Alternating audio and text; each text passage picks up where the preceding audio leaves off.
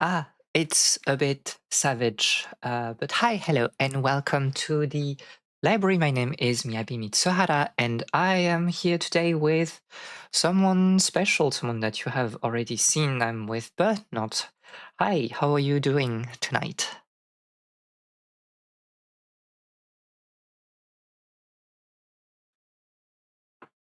Yeah, wait. Give me 2 seconds because I think you're muted on the stream for some reason. Okay. Wait, okay. Yeah, okay. You're online. We can hear you. I'm online now. I'm online. Okay. No, I feel like it's been ages ago since I've been into the library, but no, I mean the podcast on Zelda Skyward Sword wasn't too long It ago. wasn't too long ago. So I can't remember it when it wasn't too was. long ago. Actually, I need to check. When was it? December for sure. Yeah, but it feels like an Like eternity an eternity. still for some reason. Lots Yeah, of it's like a month ago, something like that. things happened, to be fair. Lots of Lots of things things happened. happened. There was the holidays, Yeah. so pretty hectic time, I guess, for everybody, and that's why we are doing this like a little bit late. It was at least a Mm. year ago. Yes, hi, Rani, by the way. Hello. Um, like it was a hectic for everyone, and we wanted to do something like this, like today, together. Yeah. But things happened, and that's why like it's already almost mid January. But we figured that it was a good idea to do it, and it was a good idea to do it like on the channel, so that like we can share that with some people.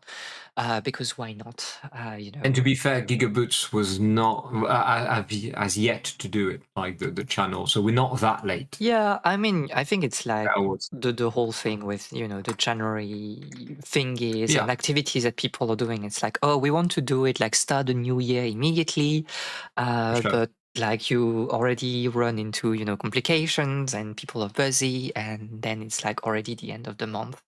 So it is Mm. what it is, but it's good to be here today. So I don't know how long it will last. Hopefully not 3 hours. Like I want to go to sleep afterwards. I want to say 2 hours. You know what? 2 hours, 2 hours and a half. I I think think 2 hours seems reasonable. yeah. And Until maybe we. it's going to be 40 minutes. Who knows? Oh, it's not. It's not like the. I How long was the Zelda podcast? I think it was think it also was like on 3 hours. I think it was 3 hours. So Yeah, I it's think it like was 3 hours. we do 2 hours, 2 hours and a half, and like in my heart of heart, I'm like, this is 3 hours. It will be 3 hours. It would be 3 hours. Um, but yeah, so the goal is kind of like to talk about the games that we have played last year. This is not like an award thingy where we are like, just checking the games of like 2025. It's like Yes. all that we did last year. I think it's like a little bit more interesting as an exercise. And we kind of like have weird categories, I guess, Yeah. that allows us Do, to talk about more things than what you would see in like, the Game Awards, yeah, it's like not just the best of the year, game, the whatever. best music. It's a bit more varied than that. With some titles for sure. Yeah. But we'll see, and hopefully it will maybe be interesting to talk about some games and also make Yeah. people discover others. But yeah, before we begin though, do you want to talk a little bit for like a few moments about last year in gaming in general for you? Yes, so last year in gaming was the opportunity for me to actually catch up on some of the games that were considered classics and I are yet to play. For example, don't be surprised if I was a bit late to the party when it came to Disco Elysium or Pentiment, Street Fighter 6, for example. It's a bit of a weird year because I've played games from 2025, mostly Nintendo games, but I didn't really pay attention to what was happening on other studios. I mean, there are big names. We're not going to mention Clair Obscur Expedition 33, even though I've completed it, I liked it, but not liked it enough to be featured in any of the categories we're going to talk about tonight.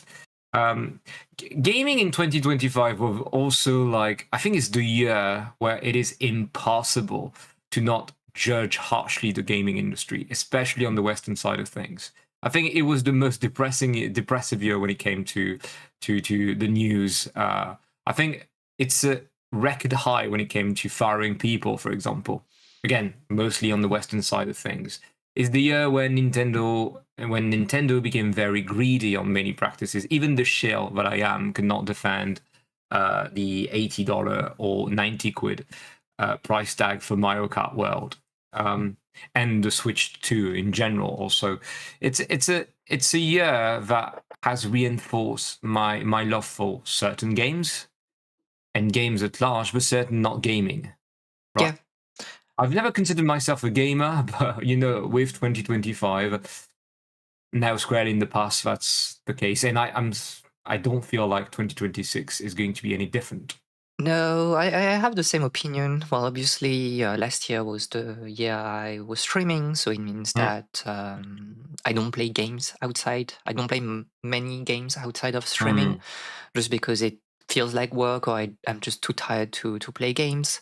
And I was checking, like, and I see my ranking of games for last year, and it's very amusing in yeah. some ways that like the top 5, top 10 is basically just made of games that I have already played.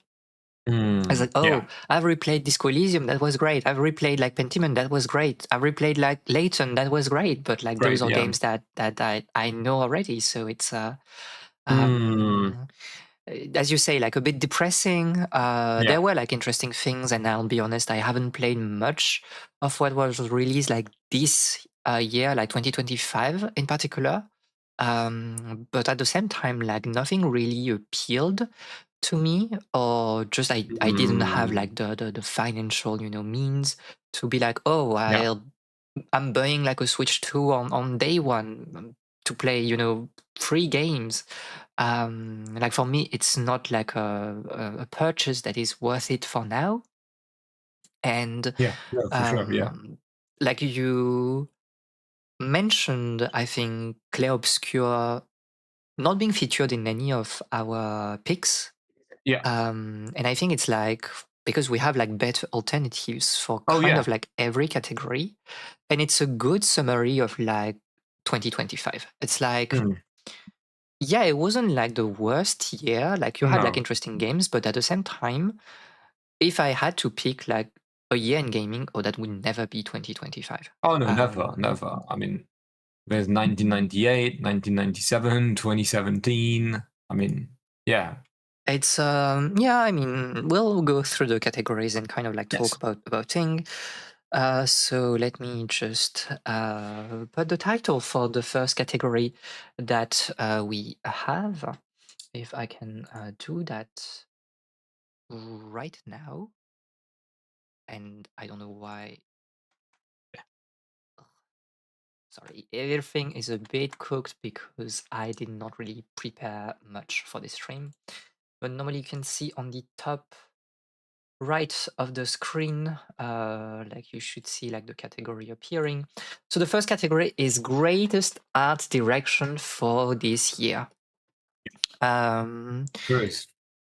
we have oh, I can't remember. Do we have the same pick? Or no, we do not have the same pick. No, Um, no, we do not. No, we do not. so do you want to start with For sure, for your sure. pick? So I was hesitating a little bit about art direction because I think Kirby Air Riders, for example, has an immaculate art direction. You can say the same thing about Silent Hill F, even more so for Silent Hill F. So definitely games that release this year. Disco Elysium has got a wonderful art direction as well. It makes sense, right? So many great games I've got in the past years, wonderful art directions. But surprisingly enough, I wanted to hand that award to Zenless Zone Zero. Uh, Incredible. The gacha incredible. shield The immediately. gacha shell. I'm like, to hell with Nintendo now, right? To hell with Nintendo. We are gachaing. No, it's funny because Zenless Zone Zero, I've started the game like when it got released. It was fun, but It was on PC. I'm not a big PC guy. I like my couch gaming. I was raised with consoles, so for me, video games, it's basically consoles. And I was like, when it gets ported to consoles, I'm gonna start. And then Mm. I think it did not immediately, right? Or maybe it did I immediately. don't I don't think it remember. did immediately. I can't remember, But but you didn't have to wait too long for the PS5 port, I yeah, think, yeah, compared to compared to Genshin yeah, Impact yeah, or or Star Rail, yeah, yeah, yeah. Honkai Star Rail. Yes, and then I was like, you know what, this year I really want an action game. I really want an action game.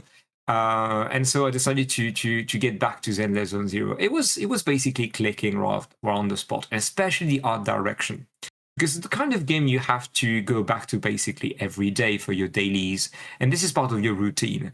And I was completely enamored by the art direction in this city, New Eredo, that I was really glad to be in it. It's not the most impressive art direction of the year. You can make better and more compelling arguments on the games I've mentioned, like Kirby or Hollow Knight, for example. Hollow Knight Sing Song is just wonderful, right? Visual storytelling, Mm. the art direction. So I would say it's probably more impressive, and it is, than Zenless Zone Zero. But just there's something about Zenless Zone Zero that you want to be part of this community. It is so brimming, right, with warmth, with those nice characters, but are very horny, sure. You get why people are gooning over them. There's something kind, there's something sweet about it. But I was so glad every day, just for 30 minutes, for example, just for 30 minutes of my time to do my thing, to do some side missions, to be there, part of this world, part of this city, and playing the game. It was basically for this year I played all through season one. It was probably one of the greatest experiences of the year. Not the greatest game of the year, mind you, but one of the experiences I'm going to remember fondly from Mm. 2025. And it is partially because of the art direction. Clearly, that it is anime coded, and I like animes, obviously. But I don't know. There's a charm in the colors. It's even if it's talking about very depressing stuff about Chinese society. um, it's done in a way that you felt good inside. And considering how terrible 2025 was as a year, it was nice, that hey, at the very least, I've got 30 minutes with something Yeah, very, very nice, very comfy. I think it was one of the surprise for me Yeah, last year, you getting into like Zenless and keeping with it, like doing the entirety of like season one and playing like yeah. a lot of it. Like you Oh, a played, I lot don't for know, sure. 100 plus hours, something like that, Mm. probably. Oh yeah, And 105 hours, I think, something 105. around So those lines. like I've been playing the game, since release. Yeah. Like this has become like a main rotation game for me. Mm. For I don't know, I think it has been like a year and a half now. I can't remember exactly when it was released.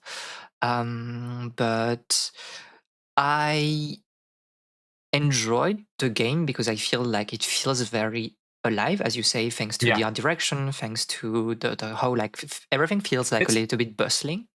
And it's also, yeah, but absolutely bustling. That's the word. It's also a very impressive game in terms of techniques. Like it's just really good to look at. It It's blends really good to well. look at, and It's it super feels good to pleasant. play also, I think. Oh yeah. Oh yeah. Um, like I would argue, I had kind of like this discussion with some people the other day. I was talking about like Zenless and Genshin, and I Hmm. argued that the skill ceiling for Genshin is higher than Zenless. Probably yeah. It's Because a very flashy game. yeah, it's a very flashy game. You have like complex things you can do, like especially if you play like Miyabi in like best teams like Hmm. Mono Ice teams or things like this. But it feels nice to play. So even if Yeah. it's like on the more hectic side, input wise, it will still feels nice. Whereas Genshin, like the high level play is something that feels weird because you're Hmm. kind of like working Yeah. around like glitches and weird animation cancels that do not make sense. Hmm. Um, but because of the art style, because of like how the animations are, how flashy it is, I think it's a really easy game to pick up like Zenless. For sure. And you have like a very interesting like learning curve if you want to go like to really high difficulties Hmm. and to push yourself like a lot. There's really like this Devil May Cry vibe to the combat.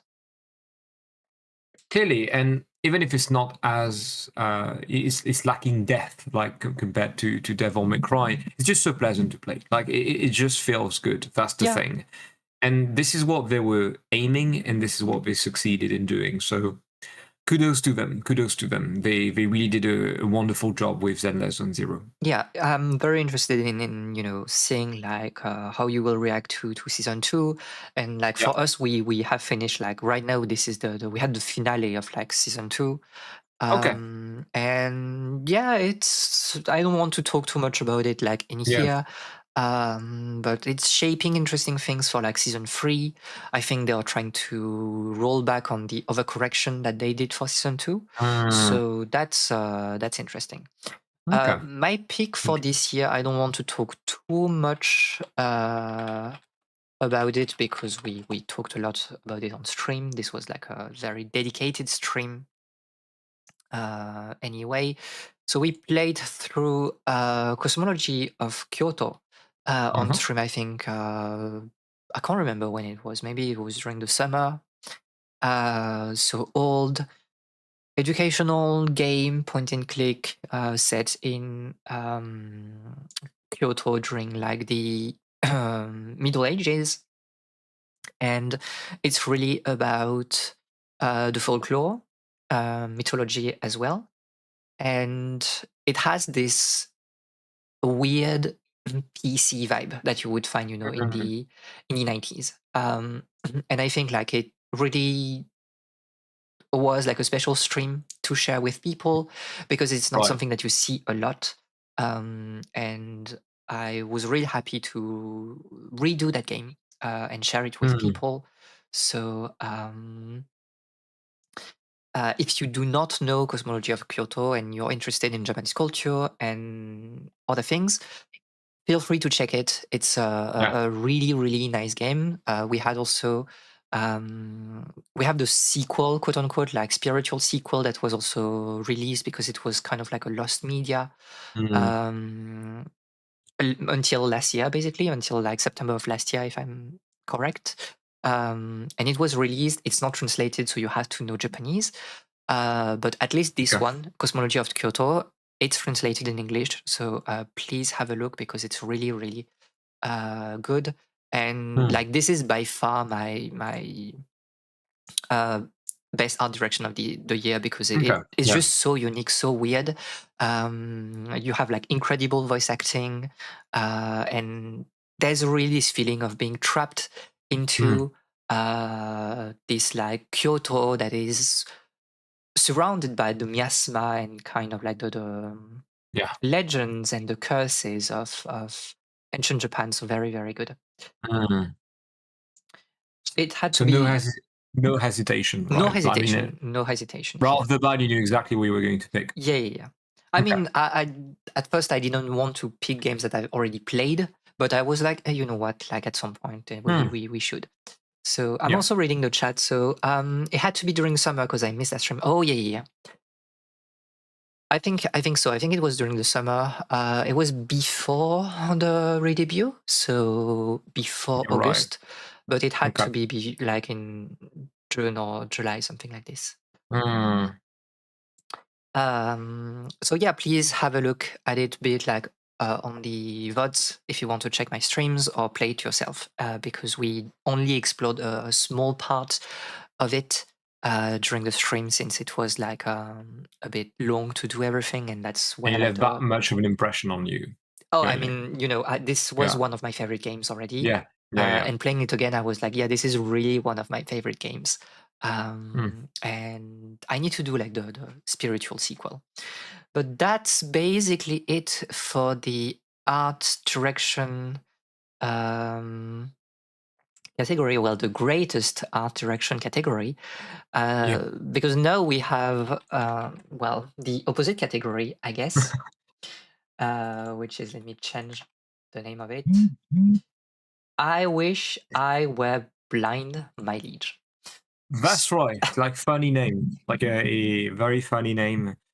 To I mean, again, we are going to put some puns, right? We're going to put some puns. We want Yes, to yes, have yes. fun here. We want to have fun. And again, this is our picks, right? We'll have to mention. Maybe you're going to disagree. Maybe you're going to agree.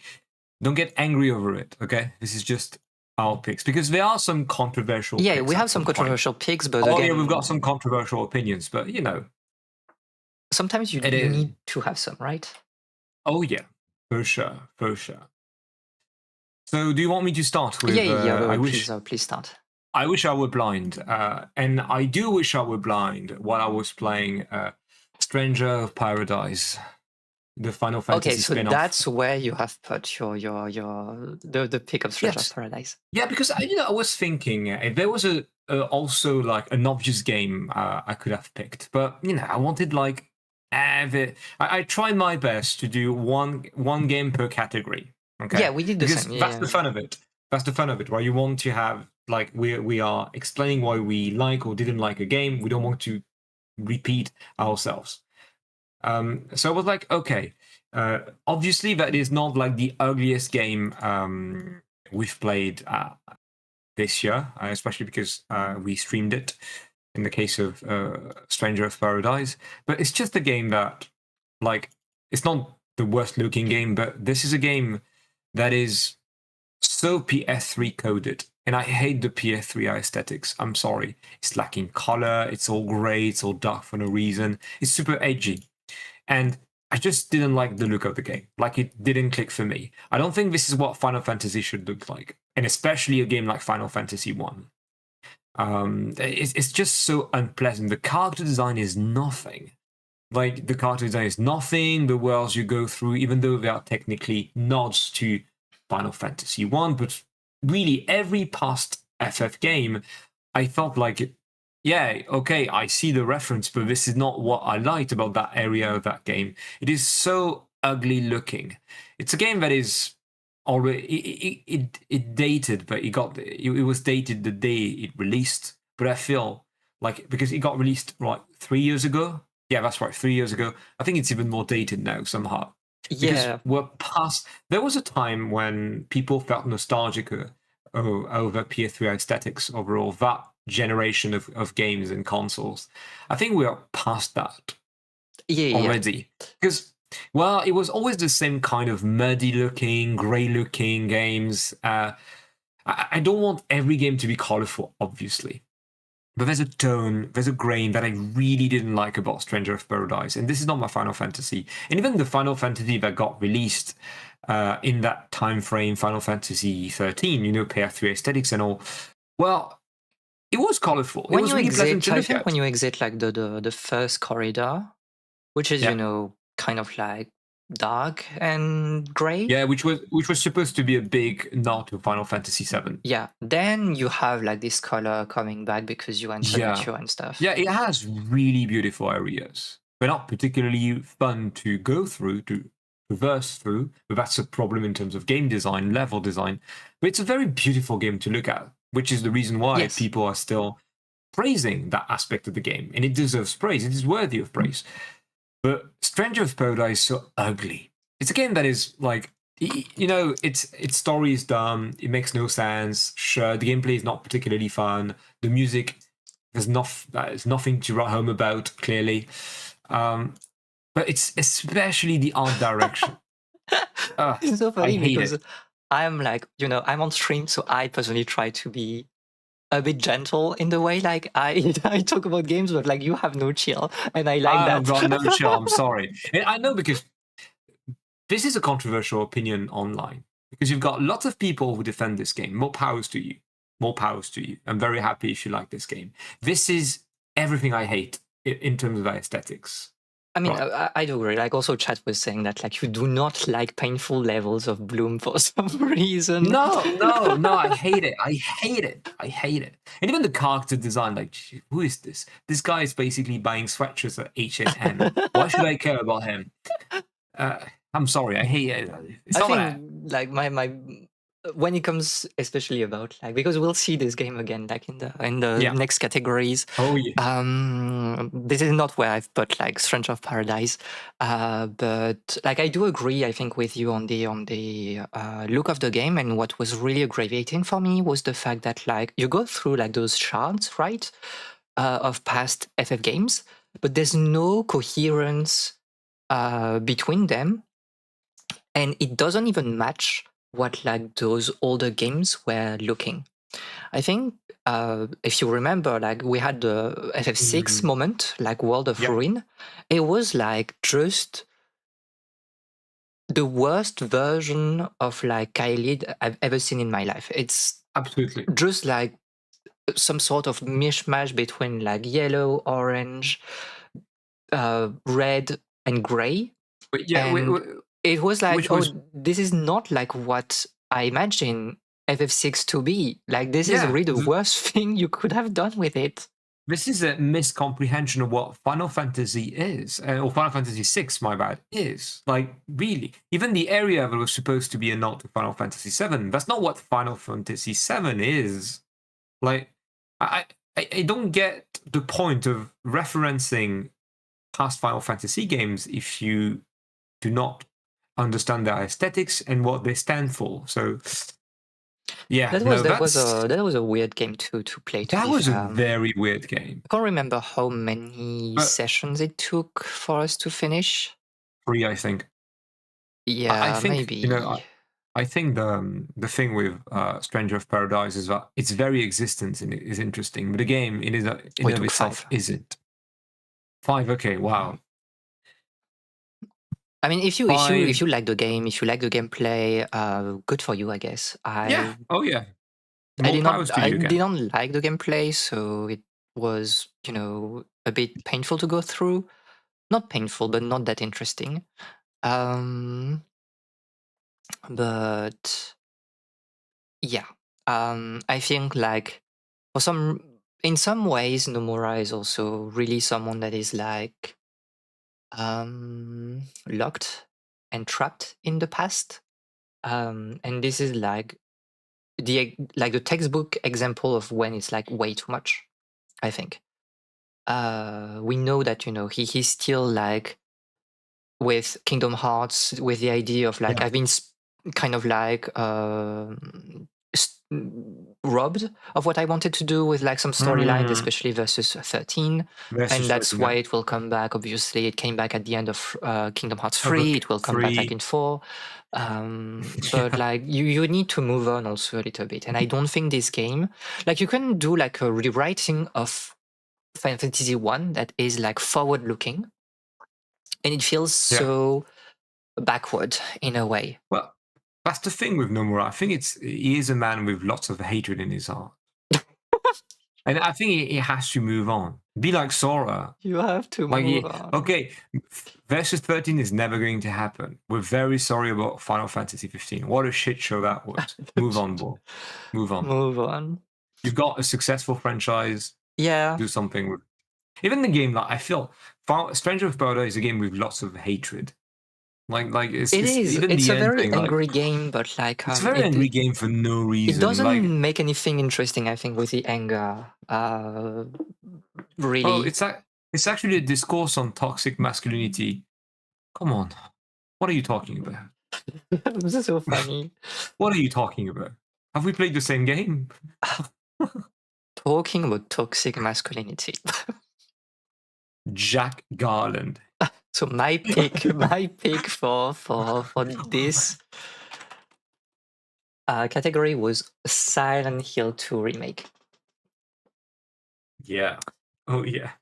I'm trying to check like to pick like a screenshot for it, like to put on stream, but I don't know. You know what Silent Hill 2 needed? The Last of Us. I mean, Great, thank you. I I don't know. I think like we already knew that it was a bit weird, even before the release of the game, because you had all the discourse um, about um, the filter, right? I can't remember the name Yes. exactly, but Yeah, like yeah. the 19s or 2000s filter, something like this. And Mm. Yeah. like Game released in 2001. What do you mean the 90s filter? it was so, it felt like so smooth and clean as a game. Um, I've never seen a game that for me felt like it was completely misunderstanding the vibe of the original. Um, there was like this sense of, I don't know, maybe it's just like the realistic style that just doesn't do for me in general, like in when I think of like Silent Hill 2. Mm. But it was, yeah, just like too clean with a bit of everything. I think we Yes. talked about it because we played it together. Mm. And like in the original, when you are like in the kind of like labyrinth, right? Mm. It is ugly. Like the walls, It everything is feels like very, very really ugly. dirty. Like, it's gross, right? It's It feels really, like really you're gross. really like inside, Yeah. someone's bowels or something like this. Yes. Absolutely. And in the remake, it's so clean. It's just, oh yeah, like the walls are a little bit like weathered down. Yeah, they're Um, reddish. the religion, that's basically it. And I don't think it's a the worst looking game ever, far from it. But it just like it lacked this intention when it comes to portraying like the town and how like characters are evolving around well the town. And I know that like we have kind of like a controversial opinion when it comes to Silent Hill 2 compared to most people. I think that like most people think that the game is a good game. You're talking about the remake, right? Yeah, yeah, yeah. Yeah, yeah. Oh, yeah. It got super well received. Like Like, it's I think people were, 4.4 on backlog for yeah. I what think people it's worth. people were surprised because it is competent. It It is is. competent by today's standards. That's the thing, right?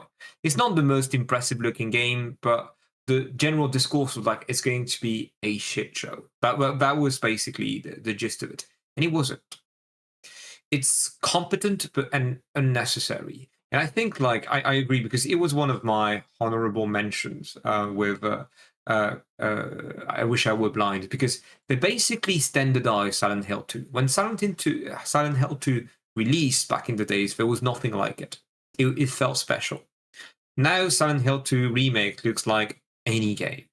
Yeah, Any exactly. game. It doesn't Like have like this special aura that it had like no, back then. even some of the ideas in terms of mise en scène, right, like a staging of the horror, well, it's been done to death, so what's the point? Mm, Because even the scares in Silent Hill 2, the original version, they remain like unique to Silent Hill 2. yeah. And when you see something akin to Silent Hill 2, you think immediately of Silent. Oh, you are basically referencing Silent Hill 2. Yes, It's a yes, yes. Silent Hill 2 scare. That's never going to be the case with the remake. And sadly, that is the only legal version available easily. This is So so this is annoying. Silent Hill 2 now. And the game is not called Silent Hill 2 Remake. The No, game it's is Silent Hill 2. Silent Hill 2. So this is the new Silent Hill 2. And this is depressing. I Like think that's and our picks when it comes to art directions. I hate Final Fantasy looking like this. And well, it's obviously the choices they made with the remake. yeah. And again, I think it's like if you like playing through Silent Hill 2, the remake, I don't think, there's like much problem with it, like in No, isolation. The problem, as you said, is really like the game is like replacing the yeah, original. You cannot play the original like in an easy fashion, even with a PC port or whatever. And it's just sad. Like the two games should, even though I don't like the remake, the two games should coexist and stand like on their own feet, and you can like mm, choose what version you prefer. But like this act, and this is like very Konami, obviously, of like replacing old things with like newer versions that are like uh, I don't know, just soulless is Yeah. it's a bit depressing. I think like talking about it, like I think the other good example is like the Metal Gear Delta thingy, right? Yes, absolutely. I That mean, also it's part of the mold. It's part of the mold. It's part of the issue. um Like they removed the art style. I think like there was the I'm putting that like on the stream, but like the whole like graveyard scene, right? Yes. It's like what are we What are we doing? what are we doing with like this type of aesthetics? And I don't even like, Metal Gear Solid as a series, but like it feels like Oh, such a misread is of that true? I thought you were a Conjumbo girl. oh yeah. Like I'm really happy. We'll talk about that like later though. So I'm not using that joke yet, but um yeah, I don't know. It's like I wish we were not replacing things. I wish you could Yes. play whatever version you want and like experience the games in like the original state in some ways. And if you don't like the original, then you have like a more modern version if it's like closer to your taste. But you should have the choice, and that's like really what I hate with this idea of like shifting an art direction completely and being like, Yes. oh, this is the only one that matters nowadays. Oh, for sure, for sure. I think it should be made by law that whenever there's a remake, it should be mandatory that you unlock or the original Oh yeah, version, yeah, the ROM is available from the get-go. I think completely. it should be part of the law to preserve the original game, the original experience, which is not asking for much. You're just emulating the game. Yeah, That's it. I mean, if Nintendo with Zero Mission could do it, any company on the planet could and should do it. And we're talking about Nintendo for crying out loud. yeah. Well, that was like the rant. So let's go to the next category. And I think I put like something to have like kind of a break. The category is called Oh, You Tried. Better Oh, luck you try. next time, eh? Oh, you try. Better luck next time, eh? Yes, absolutely. Um, and I feel I want to believe that there's going to be a better luck next time because a new game. I'm starting. Should I start? Yeah, Yeah, we go with yeah, this. yeah. Okay, You okay. can always start. I think it's I easier think that the way. order. Yeah, sure. Because a new game has been announced, so there is going to be better luck next time. Or so I hope. You never know with that company. So no, for that category, I chose Shantae Advanced Risky Revolution, which is so Shantae Advance is interesting because, as the name implies, this is not technically a new game. This is a realization of a game that got cancelled. This is like the final project of a game that got cancelled. Because Risky Revolution ultimately turned out to be Risky's Revenge on the DSi, and then it got ported to other consoles. But the main idea, the central idea that was supposed to be at the core of Risky Revolution, was never really ported into Risky's Revenge. So they wanted, Way Forward, the studio in charge of the Shantae franchise, wanted to finish basically the project. Like, okay, let's carry that game. It's interesting, and I like the idea on paper. It's very good, and the game is average/mediocre. So there's nothing too wrong about it. But they didn't really commit to the whole idea, like because it was basically like, oh, we had this ID and we're going to do the basic minimum, the bare minimum out of it. The idea is like you've got the first ground and the background, and you can explore both, right, fairly easily. And you can change the background. That's the thing, right? You can change the background so it creates puzzles and exploration based on layers of the world. But that idea is never carried in dungeons, for example. You've got never clever puzzles. The greatest dungeon in Shantae Advanced Risky Revolution is basically like the worst Zelda dungeon in the history of the franchise, and that's being very generous with Shantae here. I'm being very generous. They did nothing with it. You tried. I mean, you tried. The premise is interesting, but I feel the game is only interesting through its premise, Yeah, sadly. So better luck next time. There's a new Shantae. I think it's Shantae 7. Okay, Yeah, maybe. I want to believe. I want to believe. Because again, I like the Shantae universe. It's a bit weird, but it's cozy, right? There's a bit of a comfort. I like the visual, even if it's horny for no reason. And my yeah. I God, is think this game like, horny? Too horny for especially its own this good. one. I think like Oh yeah, this it's one like we is know what type of people we are targeting. We are targeting like people like men in their 30s, kind of like fan of retro aesthetics, and that are here, to really, really goon, to say things bluntly. oh yeah, they really love Shantae, They but really love Shantae, yeah. not for the same reason. Me, I really like the Pirates Curse on the 3DS. They're liking Shantae for something else, you see. uh, yeah, well, And there's a situation with Way Forward anyway being like oh a yeah, weird oh yeah, company in general, but it's very, very weird that company. was a like Very weird. we you streamed it, and I think I don't remember anything about the game because it was just This like there was nothing interesting to no, remember. it's the whole game is basically like a item side quest of a Zelda game. Oh, trade side quest basically. Oh, can you give this to this person? Then in return you get another item that you have to put here, and that's it. And then you've got the dungeons, which are very bare bone, even for the standards of the franchise. It's not like Shantae has had wonderful dungeon designs in the past, but Mhm. this felt weird. Yeah, yeah, This felt really weird and very shallow. So yeah, truly disappointing. yeah. You Better try. luck next time. You Better try. luck next time. It's going to be an interesting footnote in the history of the franchise, but that's it.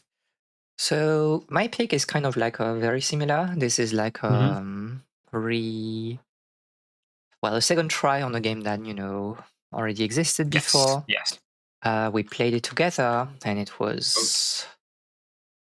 it was something. So I don't think I'll. Okay, I have this as like a screenshot so that people can understand. So this is the Hokkaido Renja Satsujin. So the yes. Hokkaido serial murder, which is the sequel for the Portopia serial murder case that most people know, I think, start to be aware of, because it's one of the precursors when it comes to Japanese style adventure games, with the ADV system where you have like a contextual menu to choose actions from it. And Portopia is really well known, both in Japan because like it's such a foundational game, and also because the twist is like everybody knows the twist Yeah. of this game, but not a lot of people, especially in the West, do know about the sequels. The second one is like a traditional mystery, and the third one is kind of like also an eroge, so it is what it is. But this second game got like a remaster remake last year, and we were really excited for this, because it was like a remaster of like the original, um, Yes. but they added like a new scenario. So they doubled Hmm. the duration of the game by adding like a scenario that is taking place like 37 years after. Which Um, felt like with the 37 felt like a nod to the to Kindaishi Kindaishi, Shonen no yeah, yeah. Jikenbo franchise, like because there is a manga, like the official sequel to the manga, in which Kindaishi is now 37 years old. So 37 is a bit of a weird number, but probably a nod. Yes. And I think like the first part was all right. We knew that we were Yeah. basically seeing like the original, so like the writing wasn't the best, and we also were fine with some not fine, but we could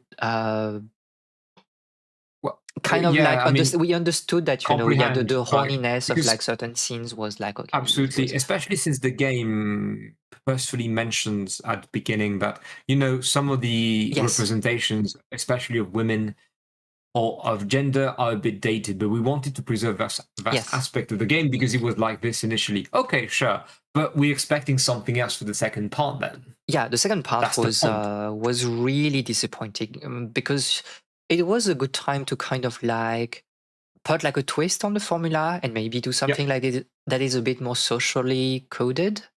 when it comes to mystery fiction, and you play through it and it's like, oh no, we are doing exactly the same thing as back then. Like we did not take the opportunity of like doing a No, yeah, sequel decades after to I mean make the something that fresh that yeah, feels like a work of like the 2020s. absolutely. It felt like, oh, there were some questions left unanswered, which is open to debate, because I think those questions, if there were if in the game there was just the original story, I wouldn't have minded those questions to not be directly addressed, because they were not the core of the narrative. They were more like the theming or the morals of the game. So we were like, no, we need to answer those questions, and obviously the questions end up leading to nothing. Interesting. Yeah. Projects like this seem to fall into the trap of trying to preserve vibes instead of creating an expansion that feels like it's appropriate to this time. I think, yeah. This is really this thing where the preservation part I think was good. Like for the first half, Mhm. like the UI is really stylish. I don't know if I can show like the UI for the map. If I have like a Yeah. screenshot of this, because the map thingy was really interesting. You had like a little bit of like uh, tidbits of like informations. Like when you would hover into certain locations. Um, I don't think I can find like the map. No, okay, it's here. Yeah, It's no. here. No, I have it. It's here. But you haven't. Oh, but like the screenshot is literally my screenshot from my Twitter account. It's like I found it in like Oh, the fun. image result of of Kagi, and it's like, wait, I know this screenshot. Oh yeah, because it's mine. Okay, that's fun. That's fun. uh, Yeah. No, yeah. so you I mean, can, that was the best part. yeah, That was the best like part by far. reading through like the historical explanation and stuff, and having like a deeper understanding like of the world you explore. I think it's like it's really really interesting, and I wish they leaned more into that, like in general, Yes. and in the way they would portray the actual like mystery, write the actual mystery. So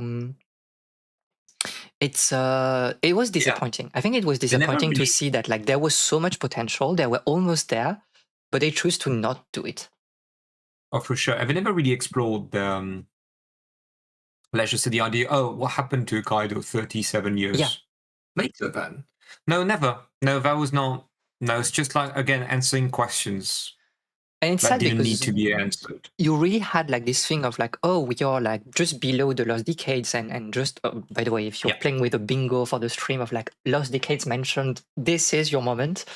um so you had like the before and after lost decades that was like an interesting topic to explore, Mm, and they chose to not do anything with that. So yeah, and it was not like a small part of the game, the what they added. It was literally like doubling the length of the game. yes. And if it was just like, a sort of epilogue that was like half an hour, okay. But like, no, you wanted to do something more with it and you did nothing. Like the end, you remember this is like this weird like Dragon Quest thingy Yes. like in the forest, and it's like, what are we doing here? Yeah. Where's my Shakaiha? Where's my Shakaiha? Alas. I was promised social narrative based on detective fiction. Why am I Dragon Questing right now in a very poor man's That was, version of yeah. Dragon I Quest? mean, obviously, like the Dragon Quest part was because it's like holy game, Yeah, right? Obviously, so he did Dragon Quest after doing those games. But yeah, we were kind of waiting for more. So you tried. It wasn't good, but maybe next time, we'll have like a nice thing. yeah, At least maybe. it's part of the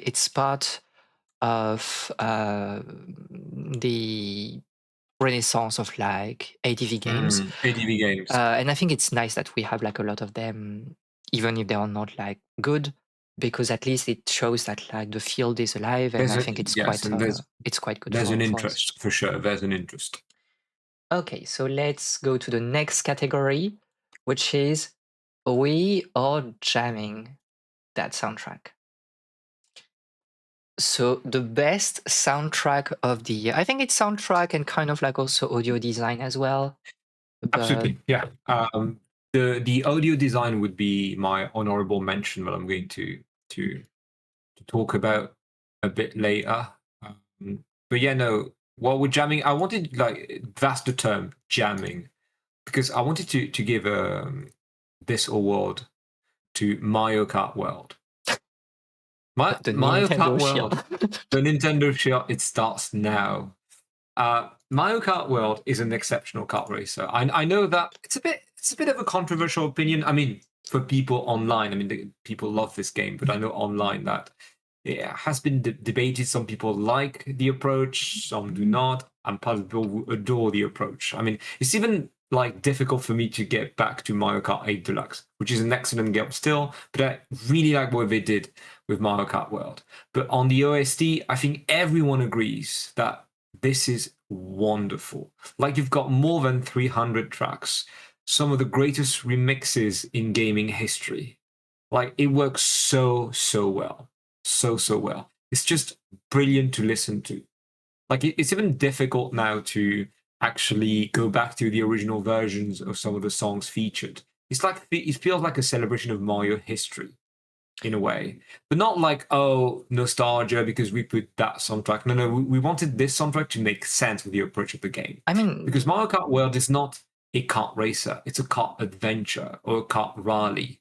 You're basically going through levels with your kart and you're jamming that OST with it. and I think it's like kind of like the evolution of what we had like in 8 Deluxe, Yes. who was also, well, the game was like already beloved for the soundtrack, right? Like we have like Dolphin Shoals and Oh, yeah, like all absolutely. the very famous tracks that kind of like entered like the general consciousness It was online. also like I'm not sure now with the with the DLC, the expansion pass, but originally with the 48 tracks, it was the first Mario Kart to feature one track per race basically, right? Mm. One theme per track, so to speak. And here with Mario Kart World, I mean, obviously, if you do GP, if you do Netcode Tool, you're going to have a set of tracks that are decided from the get-go, set of music. But whatever you play, anything else, it's going to be different. Basically, the OST is going to change every time because again, you're driving through your radio. This is exactly what a road trip should be. And Mario Kart World understands it perfectly and applies it to a T. I'm not I putting mean, music in on the stream, else YouTube yeah, will destroy me. But yeah, and also Nintendo. I yeah, mean, obviously. I mean, this is the same. especially for that game, I think. This is the same picture. So if YouTube is destroying me, it's because like Nintendo is destroying me. Um, The British company, by the way. the Nintendo shilling in here. Chill. Weekend Nintendo Shield will still get destroyed by Nintendo, so it is what Yeah, it oh is. no, they don't care. What, you're talking about Mario? Too bad. Too bad. I think this is a game that people are going to do a 180 in 2 years. I mean, like all Nintendo games, to be fair, but Yeah. yeah, for the soundtrack part, I think like it's Oh such yeah, like it's generally agreed. it's such a wide a playlist that like you cannot be mad at what they're Yeah. doing in here, because it's just No. like so rich, and it's kind of like a very similar take to my personal pick, because I need to shield this game as well. My pick for this year was Genshin Impact. Because this year we had the new region, Not Cry, and also we had the tail end of Natlan. But I think that Not Cry was like a very interesting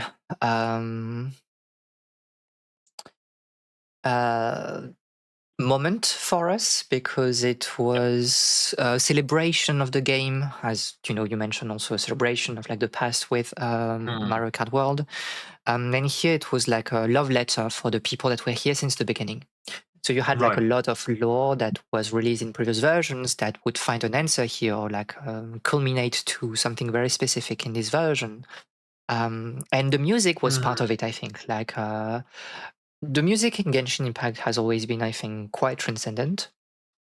But here it felt like kind of a comeback to the earlier style of composition. Like you have a very piano heavy, um, I would say like playlist, and very pearly sound in general. It is very specific Genshin sound that like people can identify very easily nowadays when you hear a track from Genshin Impact.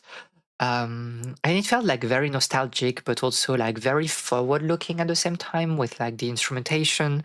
You had a lot of Celtic instruments. Um, and I think the soundtrack was really exploring different directions between the more atmospheric tracks and the more combat heavy tracks or festive tracks. So I always love Genshin Impact because I think it's always situated in some geographical and cultural context, with each region, being like a region or like an amalgamation of regions in real life. And it was nice to see like this Genshin spirit with, again, new instruments, bold choices and stuff. Hmm. So yeah, Hmm. that's my pick. The same thing as you with Mario Kart. You have like so much to Yes. listen to that like it's hard to really fault. The sheer variety. That's the thing. Yeah. Hoyo's music team is constantly good, in my opinion. When I was playing Star Rail, it was very much a highlight. Yeah, I feel so. I feel like Star Rail music is kind of like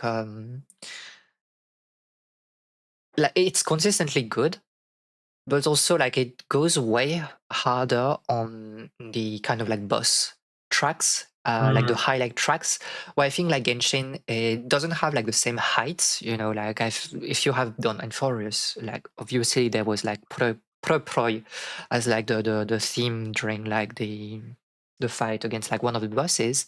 And I think that was for a lot of people the highlight of Enforius music wise. And Genshin doesn't have this level of hype, I think. But I would say like the overall quality is like a little bit better because every track is so sophisticated. Even like things that are just here for atmospheric ambience. I can't speak for Genshin, but you're absolutely correct about Star Rail trying to create big peaks when they're both with their both themes. And I think it's really something, with the lyrics and stuff. And kind of like going also very like deeper into EDM and electronic styles as well. I like Star Rail music, maybe like a bit less than Genshin, but it's still very good. I think Zenless is also doing very good music wise. We talked about the art style earlier, but I think it's the same thing with the music. It's a really fun soundtrack to listen to, in my opinion. But that's the Hoyoverse thingy, and I would say like even the gacha situation is like we can think like a lot of bad things about like gacha games, and I agree with most of like the takes, but they always have like crazy musics. I think it's the same thing with Yeah. like Arc Knights, and we have like Enfield coming in like 2 weeks, and it will be just a banger. They did like again the collaboration with like One Republic for the trailer, and that was like very funny to see. But yeah, Genshin, it's my soundtrack every year, so at this point, Yeah. nobody's surprised. The greatest game of that year, every year. Every year, the Basically, special award every goes year. to Uh, Genshin Impact. Genshin Impact again, baby. Okay. I wanted to just to say Yeah. about just to talk a little bit about Hollow Knight Six Song, Oh because yeah, yeah, I said about how great the visuals are, and especially visual storytelling. I think it's the same thing with audio storytelling, and this is where the game shines the most, in my opinion, on that part specifically. yeah, yeah, Uh, because I think Hollow Knight, the music was obviously great, but it's even more special in Six Song, yeah, right? The audio cues, the way music reinforces the theming of the game. I don't want to spoil too much because while the story is great in and of itself, it's mostly the theming that is yeah, yeah. especially powerful in that game. I myself, I couldn't care less about the lore of Hollow Knight as is, but it's more like the theming, and I think the audio does a wonderful job making the theming alive within the whole game. Yes, I do agree. I think like, and especially like in the lonely places, Oh yeah, absolutely. you just hear like your footsteps or the attacks that you're doing, Yeah, and just like Hornet, like, shouting things when you're doing actions. And I think it's like, it's really it's moody. And also it feels that's right. very heavy in general. I really like Yes, the fact that, like, yes. if you play with headphones, it's like such a Oh, different experience than playing like on absolutely. speakers. It makes a significant difference, and that's the thing. Mario Kart World went all in with the soundtrack. Unlike 6 wanted to go moody, Yeah, and this yeah, is perfect. Both of these games are perfect examples to use music to yes. improve on the experience you have with the game, but in different ways. Mm, I completely agree with that. Okay, so let's do the opposite one. The category is called I Wish I Were Death, My Liege. Oh yeah. So I don't think the game I'm gonna pick. So I say Uh, immediately I don't have a pick, because I don't think like I played a game that really, annoyed me audio-wise. So I don't have any picks for this category. yes, because as we discussed earlier in the day, like it's not a category for like, oh, it's the worst soundtrack of the year. No, it's when the soundtrack gets jarring, irritating, basically. Yeah. Because um, in the case of the game I'm gonna mention, I don't think the soundtrack is particularly bad in and of itself. It's actually fine. But it's just that in Pokemon Legends ZA, you spend your time in the city and you listen to the same music for 30 hours. You know, just looking at the game is already not a great experience. I mean, you've got eyes. This is not a It's not game from nice. 2025. And I have to say that I was lucky because I'm a Nintendo shill. So I was playing on the Switch 2 version. I've seen footage of the Switch 1 version. I would be embarrassed. Like, and it's a city that you can only explore on the outside because it's rare. In Pokemon games, you go to a town, you go to a village, you go to a city, where you can go in many flats, apartments, houses, dwellings. You name those. It's impossible in Pokemon ZA outside of like your stay in the hotel, so your main building, the lab, and a few other areas. But most of the time, you're going to listen to the day and night versions of Lumiose. Mm. And that is like, uh, that was so jarring that I was actually dreaming of the soundtrack at night. Like it stays with you, and here's the thing: it's not even a bad theme, but it constantly gets repeated. Yeah. I mean, Animal Crossing, the theme changes every hour Yeah. because it changes the mood of the town. This is what they should have done. I mean, I think it's like a very weird situation where for for the recent Pokemon games, like the Yeah. highlight is always the gym leaders themes, right? Yeah, usually, People are always your talking the about them. trainer theme, the battle themes in general, battle But themes. when it comes to like more atmospheric things, nobody is talking about like those themes. And I think it's really like the weakness of Pokemon in general right now, not just the Yes. music, but it's like there's no sense of groundedness in this No, world. for sure, for Um, sure. And Legends has got like great themes. Everyone is talking about Jasan's theme, like the rich socialite brat girl. But yeah, sure, there are some good themes, but the overall experience with the music is always repetitive to a fault. Like it was so jarring. It's such a non-pleasant game to play through. mm, I'm rarely disappointed in Pokemon games because I expect nothing from them. But this one felt really disappointing because I think that was the first time. It's not just a matter of incompetence, it's they couldn't care less. yeah, Like yeah. they couldn't care less for that game. They they got cynical.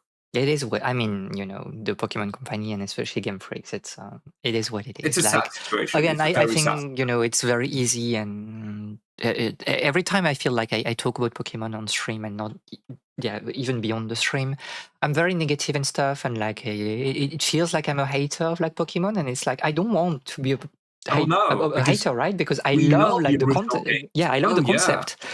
I just yeah. wish, you know, they took the game seriously, so that we had like interesting experience. Like my goal is not just to be like, oh, you know, if I want to experience a Pokemon content, I need to watch the anime or read the manga or whatever. Oh Like I yeah, want also to be able to play games, but I feel like the games are just not at all for me, and this is a bit frustrating.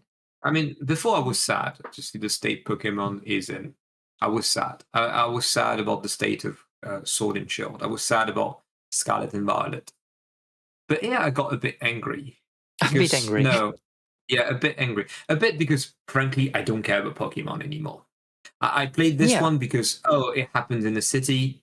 I love urbanism. This is why I love Zenless on Zero, by the way, because it takes place in the city. So I was like, a Pokemon game in a city, that's interesting. Yeah, Mm, it could have been interesting with greater music.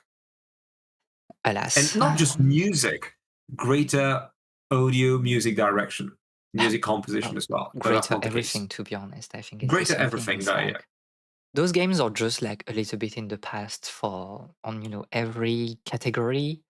Yeah. And it's like there is some interesting concept, but like you really need more time in the cooker. You cannot like output one game per year. This is not possible. And I It's know they're like impossible. alternating now. It's like, okay, we have like one main game and then one spin-off or remake, And whatever, next year. But it still means that like you are working on games every year. This is not something that is sustainable. We cannot have like great things if you keep like this pace. for sure, for sure. And here's the thing. Let's compare to Dragon Quest 3 on music, because Dragon Quest 3 2D HD, like the 2D HD version of that classic, well, it's not like it has like 20 songs or a large selection of music to play, because it's an NES game. So it often reused the same music, the same songs, the same Yeah. tracks, but they always fit. They make sense in terms of spatial awareness and the way like you think a design, a world, a level, a village, right? That's never the case with Pokemon Legends ZA. They thought of a theme and they used it for the city Yeah. without taking in anything into consideration. Alas, yeah, I'm Alas. Pokemon. I hope the next one is good, but you know, it is what it is. Well, it Um, is gonna get released this year, so probably not. yeah, we'll see.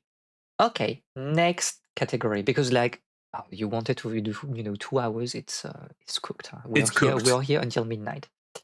Um, okay, so the next category is we don't have like a funny name. This is the best podcast game. Yes. So the game you play while doing something else because it's too insane to just focus on the game. Yeah. Um.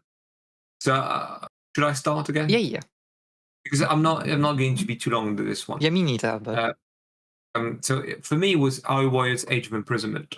I want just to say at the beginning that I do think this is a quality game. Our Warrior's Age of Imprisonment. It's an interesting game. It's well made. No worries. But first, it's a Muso game, so it is deeply rooted in repetitiveness, especially on the side mission, the side content.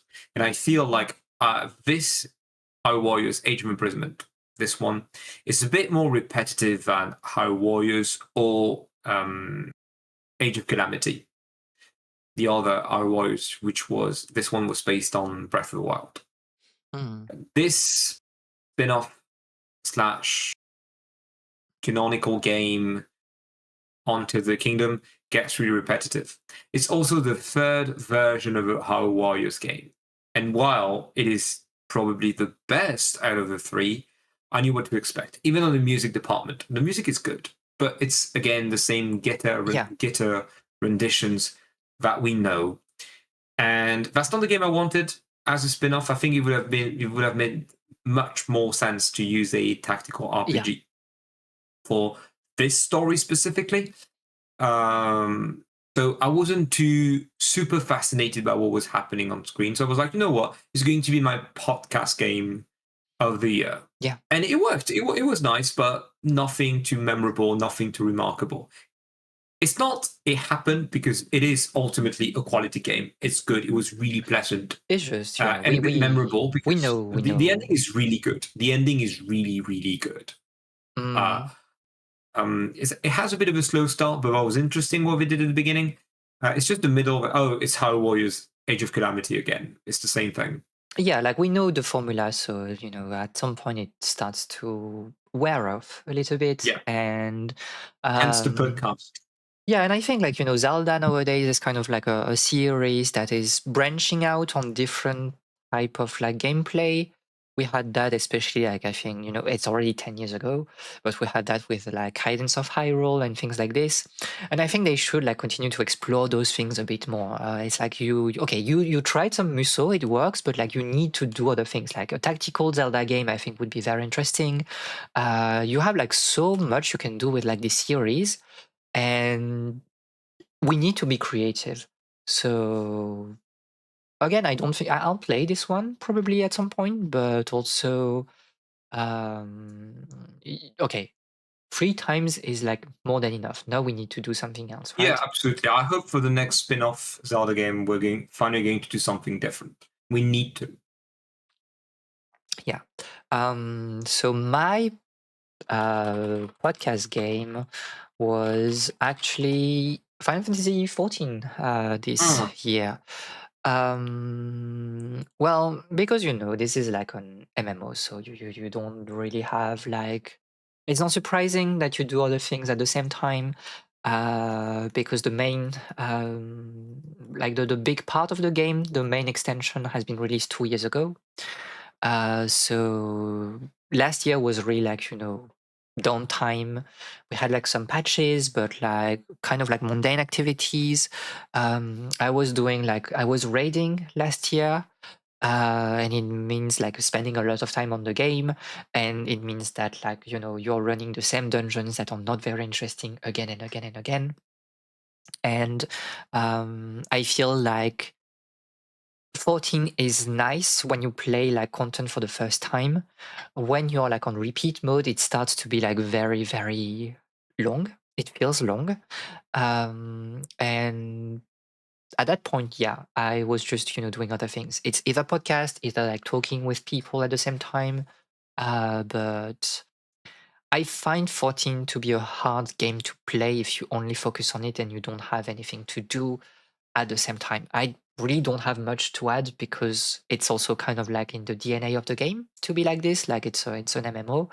But yeah, so that's my pick for uh, the podcast game, which is like surprising that I went back into the game because I did a break, a quite substantial break from the game, but I still think it's like nice to play, not necessarily every day, but like I used to play yeah. it like at least every week, sometimes every other day. uh, but I feel like also, yeah, my time is better spent doing other things at the same time. Mm. Okay, so that's basically it. Easy Right. category. So now the category that makes no sense. um I don't even know if like I can put the name on the stream. Or oh, okay, Yeah, it works. It works. It works.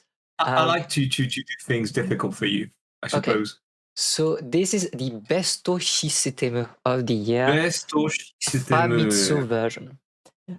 So this is basically the gameplay category. Like, what is the best system, the best gameplay of this year in your opinion? Yeah, for me, it's Donkey Kong Bonanza. The Nintendo supremeness continues. Congratulations, Nintendo, you did it again. Congratulations. Donkey Kong Bonanza, like, I started the game, like, I start the game, I play for 10 minutes, I start, not even 10 minutes, 10 seconds. I start moving Donkey Kong. I don't understand how Nintendo did it again. Like, this is so pleasant to play. There's something with movement in this company that is second to none. It's just so pleasant. Like the way Donkey Kong moves is immaculate. Like it feels immediately from the get go the next evolution to Mario Odyssey, which was already such a significant step in the right direction compared to the likes of 3D and or 3D World. Donkey Kong Bonanza is immaculate on that note, and then you realize what the main structure of the levels is going to be like, with the way that it's verticality, which is really interesting for 3D space, and everything was so well thought out. Even though the games are, let's just say, not the games, but the levels, the worlds are enormous. You've got a vast selection of them. It's the reason why you want to switch to. Like, this is the game. This is the game that made a difference. It's not just the best system of the year. This is my best game from 2026 of the year. That's not the game that's going to win the award for me this year, but from that year, from last year, I said 2026, my bad, 2025. To me, it's incomparable. Like, there was nothing like it. It's going to be extremely difficult for Nintendo to top this one. It feels so much next level compared to any other games on the market, and not just platformers. Like, the way you react with the environment, the way that it is so simple. Also, it's not like it has like a variety of combos, mechanics. No, it's very simple.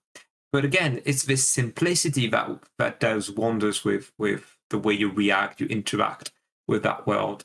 Verticality, horizontally. I would say the only disappointment I have is with some of the bosses, which, Donkey Kong being so powerful, it probably takes you 20 seconds to beat their asses. Yeah. Well, that's like a Nintendo problem in general. Yeah, like but bosses. the final boss is like, okay, we put every ID into one. Yeah. I mean, yeah. Well, the Nintendo shilling. What can I say? The Nintendo shilling. Like, I have no opinion. I have no Switch 2. I cannot play this game. She has an opinion. She has an opinion. She agrees with me. She knows that. She doesn't have to play the game. She knows that. She agrees. I mean, she refuses to embrace her Nintendo shillness. Yeah, like, because it's 500 euro. It's 500 euro. But no, the immaculate immaculate design. Nintendo did it again, guys. They did it again. Oh my god. And no, that's his opinions. Like, I'm not as much of a Nintendo shill as he is. Everyone's opinion. And here's the thing: everyone agrees. Everyone loves this game. Everyone. Like, let's be real. That is a very. I know I'll play it at some point. Here. Normie opinion. True. It's not like saying, "Oh, guys, you didn't get Star Fox Zero." No, because there's nothing to get from Star Fox Zero. Nothing. Oh my god, my goddess. Yeah, I mean, I'll play next year. When I'll get like a Switch 2 for the games of next year. And if you ask me, what's the best level of the game, I'll say all of them. All of them. There is not a single bad world in Donkey Kong Bonanza, whereas there were some in Super Mario Odyssey. Yeah, true. Well, my pick for this year is kind of like a game we already talked about. I mean, I didn't mean to put it like again, but it's Zenless. Yes, it's Zenless. I mean, it's we are back into Zenless. Let's go. I feel like. No, I get it. Are you sure that BertKnot is not a Nintendo employee? He probably wishes he were. Yeah, I would be richer. You know what? I'll be wealthy. Be richer. I wish I were. Like, pay me for this. Yeah, I feel. So we talked about like Zenless already, so I don't want to spend like too much time, rehashing things. But again, it's so pleasant to play, right? Like, it even if you're doing simple things, it feels flashy. It feels like it has that oomph when things are striking. And the game is never punishing you, I think, for not playing perfectly. Oh no, yeah. It's like you will do less damage, but you will still feel cool doing things. And when you reach like higher levels of like proficiency, everything clicks so well. I spent like quite a lot of time lately refining combos and stuff, and it feels like it's such a different game when you play that way. And it's so pleasant.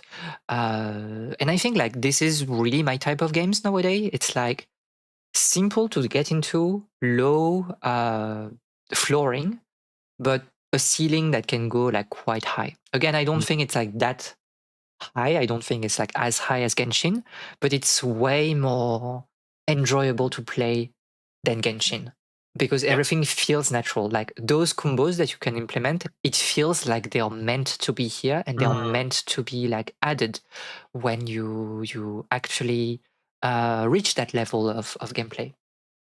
So yeah, Zenless again. Then again, yeah, it's again, it clicks so well. It works so well.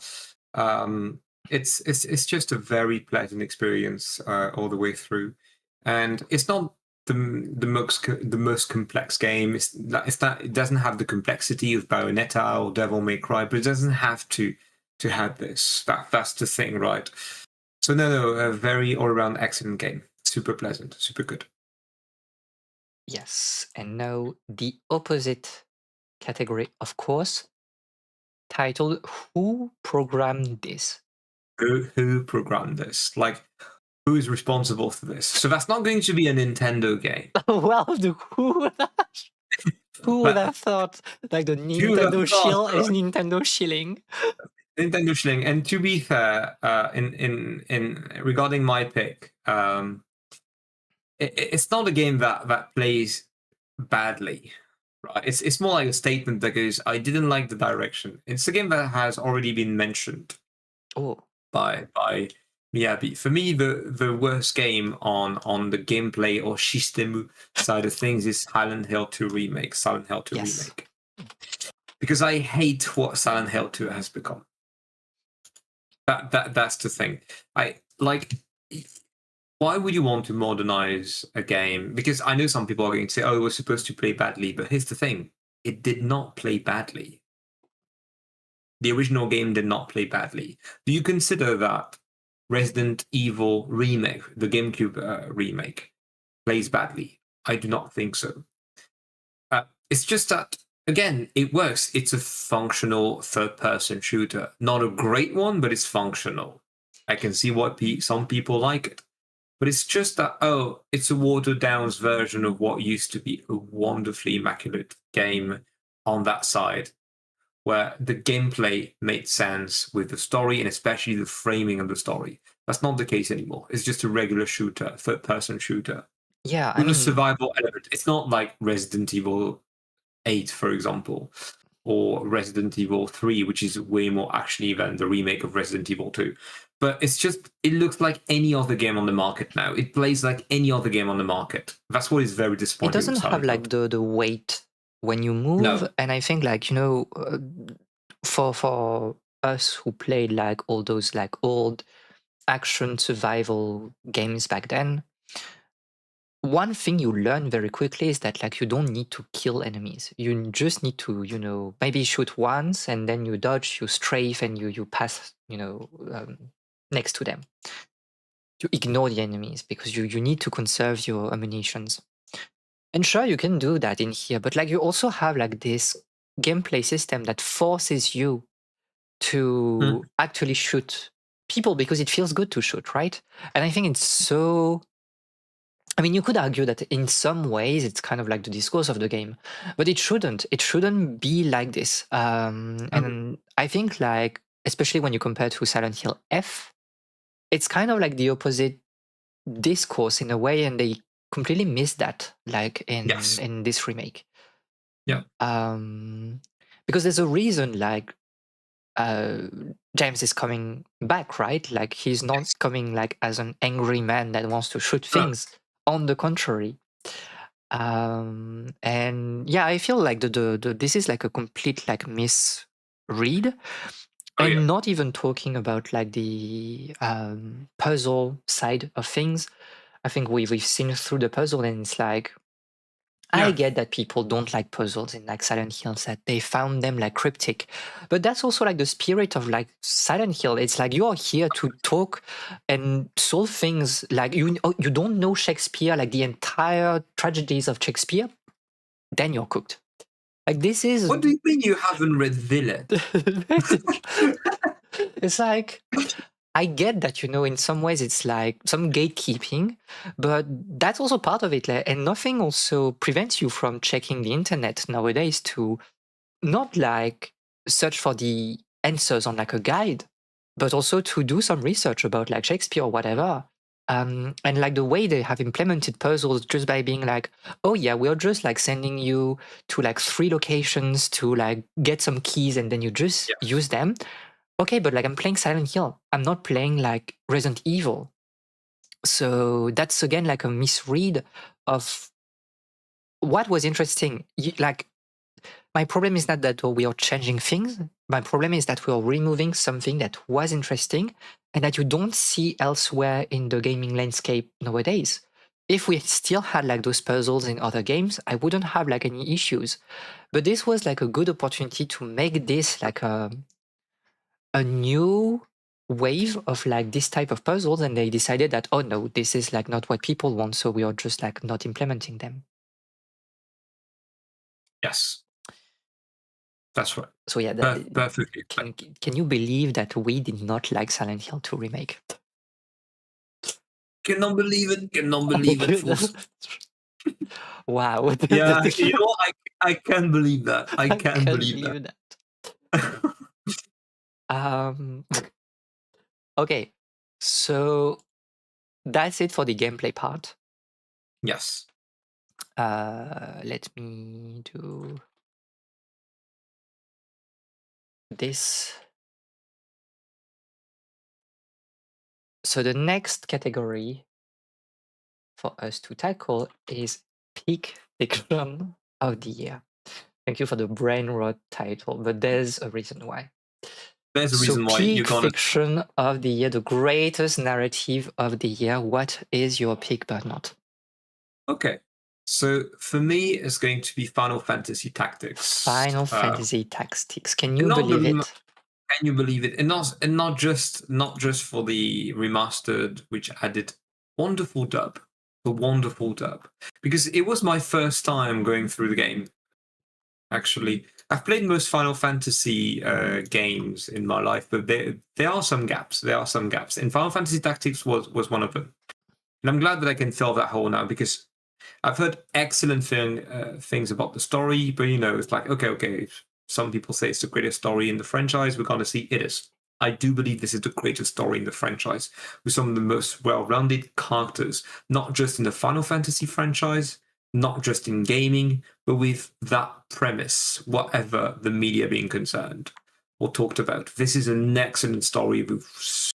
The politics are wonderful. I get why it is difficult because there is this meme with Final Fantasy Tactics. You've got some raw leftist lines. You're like, yeah. is it a meme or is it in the game? Yeah. Now that I've played the game, I get what people are constantly asking the question. Like, Because this is a leftist game. I played the game so long ago, and every time I see like a screenshot, I'm just not sure because I'm like, it has been too long. I can't remember if this is in the game or not, but it feels like it is. It feels like it is.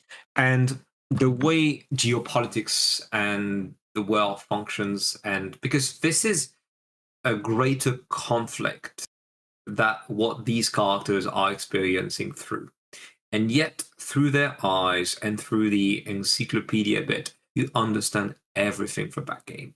It's like it's a fairly short game, especially with the remaster here, which trims a lot of grinding and especially time spent on the menus. So it's probably going to take you 40 hours, right? But it's a world that feels grander. It's a script that feels grander and especially longer than 40 hours. And yet it's perfectly paced and perfectly written. I don't want to say too much about it because game, I think it's the type of situation where it is better experienced by yourself, but it's so great. This is Shakespearean in the best way possible, truly. And the dub adds so much to the experience. It has this groundedness. I think when you talk about stories that are, let's call them like leftist stories or progressive stories, The mistake is always to try to be um too far away from the characters. And you say that like Yes. it's a game that stays at the level, at the shoulders of like the people that we are following. And I think it works so well because you can fill the gaps. Yes. You just have what they experience, but you can fill the gap easily because those hardships, those issues, they are not like Yes. specific to this particular world. It's like a game that was released, when Japan was undergoing like the lost decades, where Yes. people were struggling with inequalities, where the job market was closing, Yes. and you had like this government that does nothing for the people back then. It's a Young, classic. It's a classic tragedy that is deeply rooted in modernity. yes. And well, that's very interesting that the game was released again, like, right now when Yeah. the director of the game made a statement about it. But yes, it's raw, but it feels also very relatable. And I think it's what And works it's so well passionate. with it. It's passionate. It's a game about passion. Yes. It's passion about the world. It's passion about politics. It delves into. It's a game of. It's passionate, And it feels and human, it's right? Like it people are feels not human. shining away from like those It's a issues. story about humans, right? First and foremost, and they're not shying away from confronting their past mistakes, their traumas, their ghosts. No, it's brilliant. It's brilliant all the way through. You have to play for yourself. Yeah, It I is that mean, good. I agree. Like, it was one of the games that I was always surprised that you never played through, but Yeah, like it's not my favorite Final Fantasy. I think six yeah, it is, remains the same for me. So because of the grand scale of the adventure in six. yeah, yeah, But this is a very close second.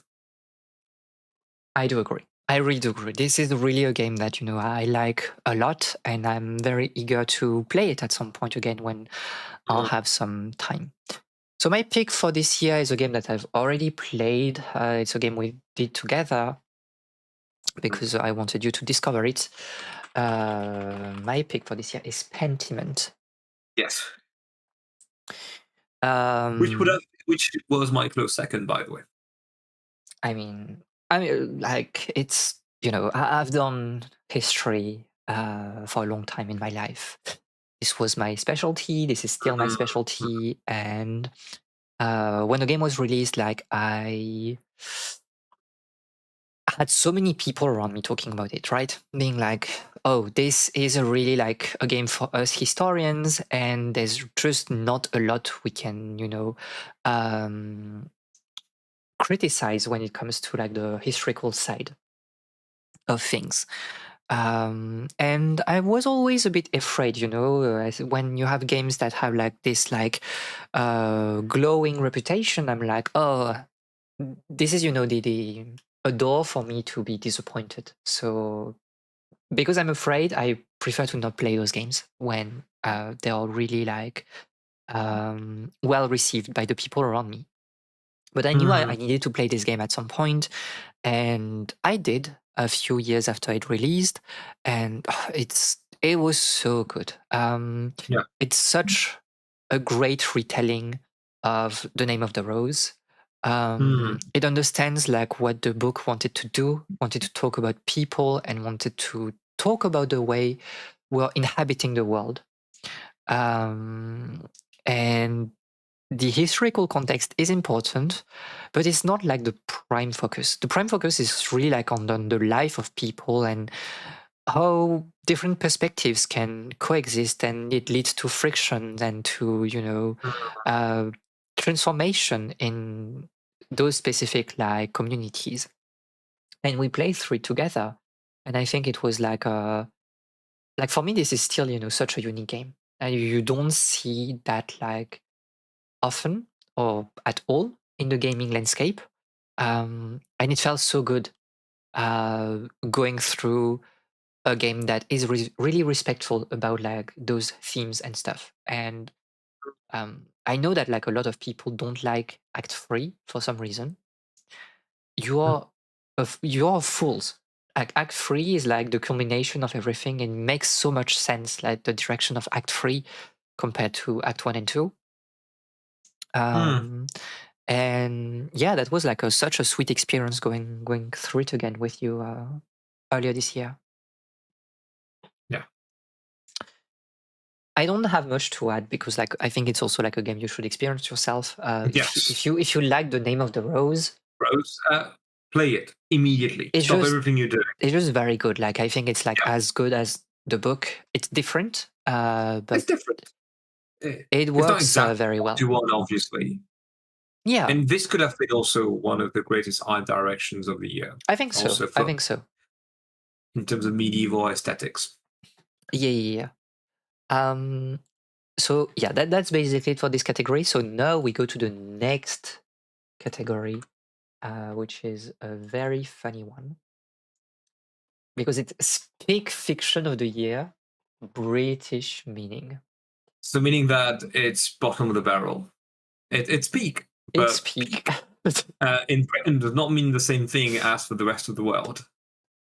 So yeah, So peak fiction what is your of a, peak of for a this one? British kind. So the worst narrative of the year for me, because it was complicated. I had multiple choices that I don't want to reveal right now because they're going to be featured in other Yeah, yeah. categories.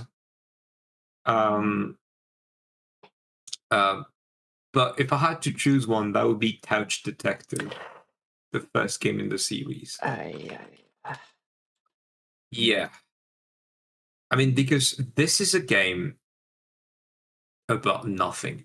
Uh, Initially, I was like, okay, I'm gonna put Life is Strange double exposure because this is like the Marvelification of Life is Strange. But then ultimately, I was like, you know what? I think Touch Detective was way worse than an already mediocre franchise, getting even worse. Touch Detective makes no sense.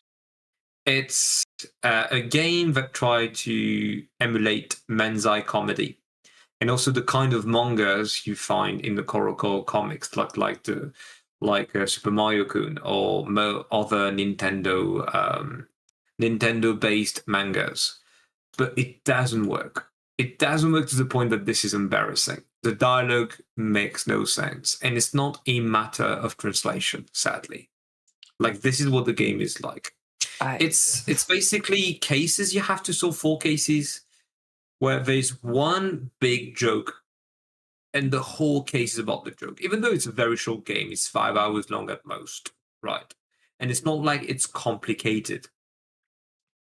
Outside of sometimes weird logic, but if you're stuck, you go to a walkthrough and you're like, oh, I would have never figured this out on my own because it makes no sense. Touch Detective is really embarrassing.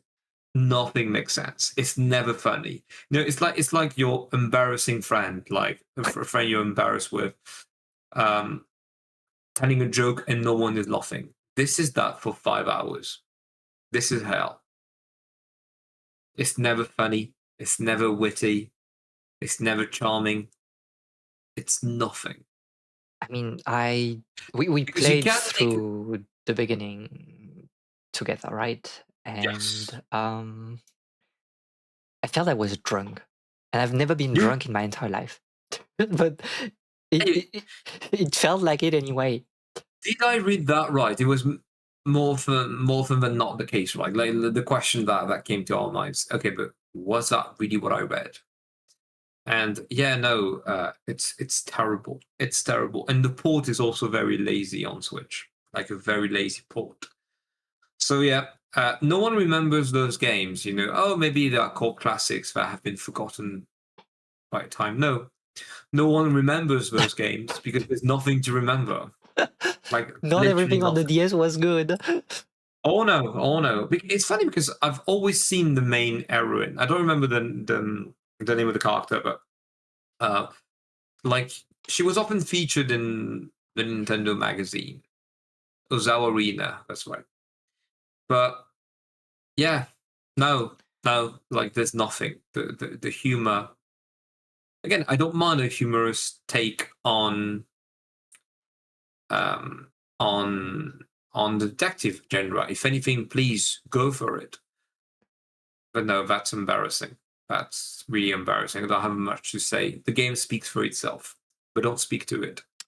Yeah, that was an It's not worth your experience. Like I try to, remove that from my memory, just because it feels painful to remember this game. Yes. So, well, I don't want to spend too much time here because the game I'm talking about is one we already discussed, and I think we touched upon the story as well. It's again Stranger of Paradise. Um, Pardon my French, mais qu'est-ce que c'est con?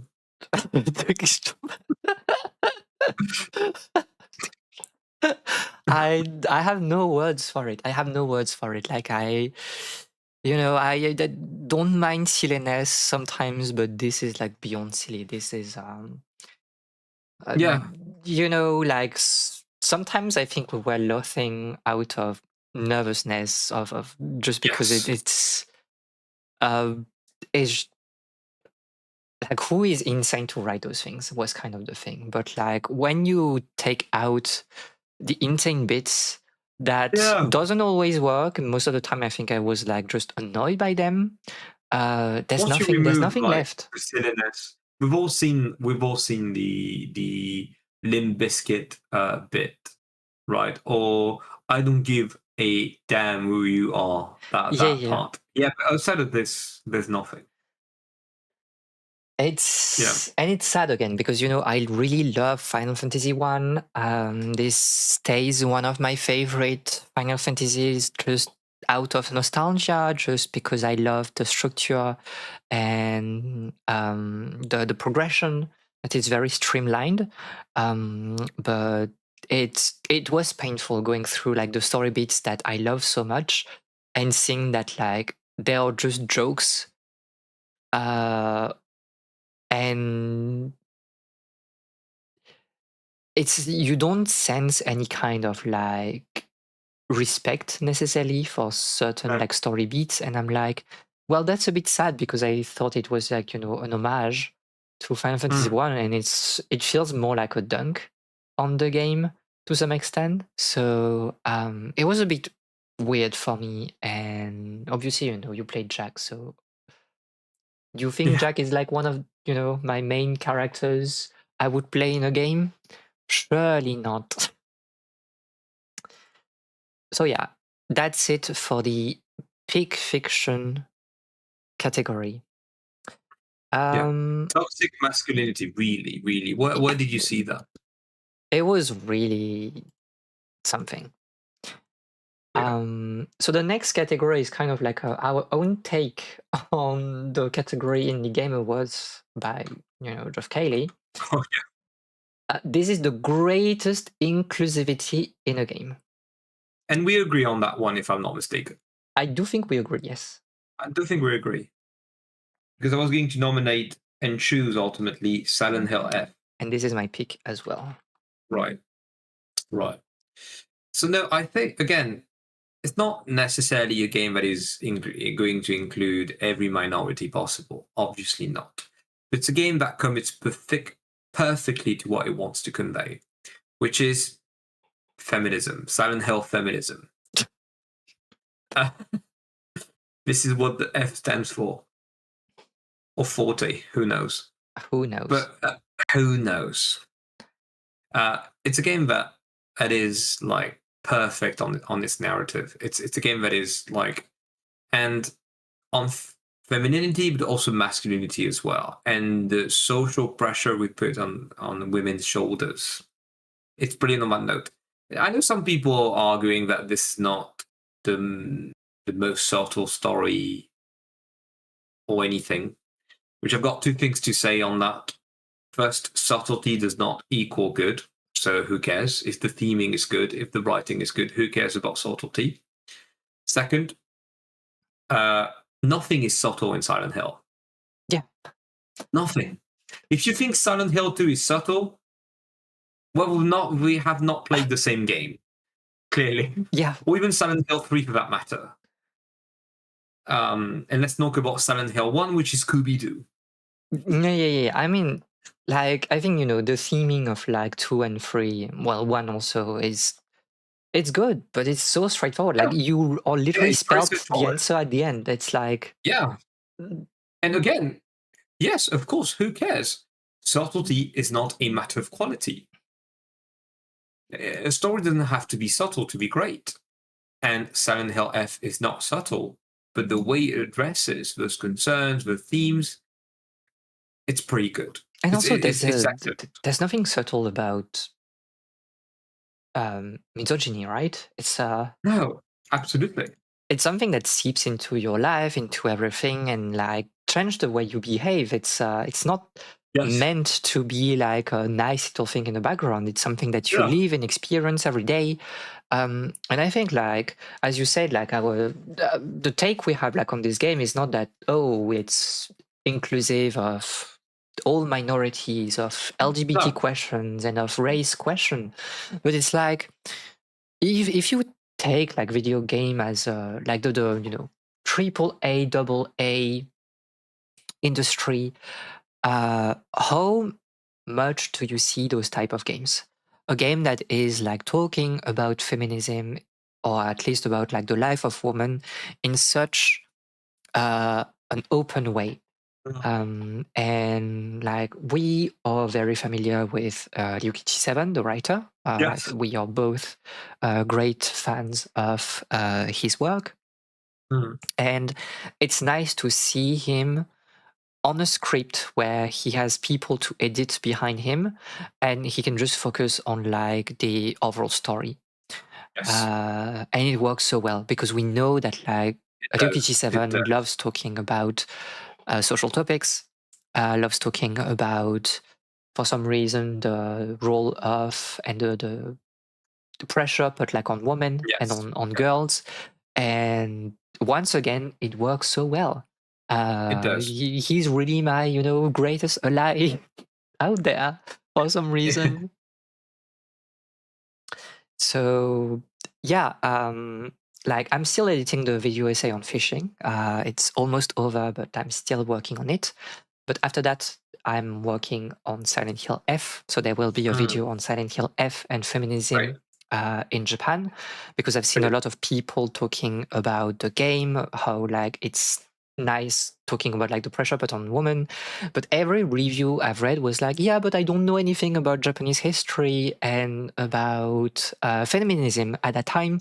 And I'm like, well, this is a bit sad, right? Because it's a very, very interesting topic. And Yeah. I actually think that I'm pretty certain that like Ryukichi Seven has read quite a lot, or Yeah. was very influenced by books that were released in the 60s We and in just the 70s, written yes. by women, because you find the same themes. And so I will do a video on that, and we'll talk about Silent Hill F and some literature.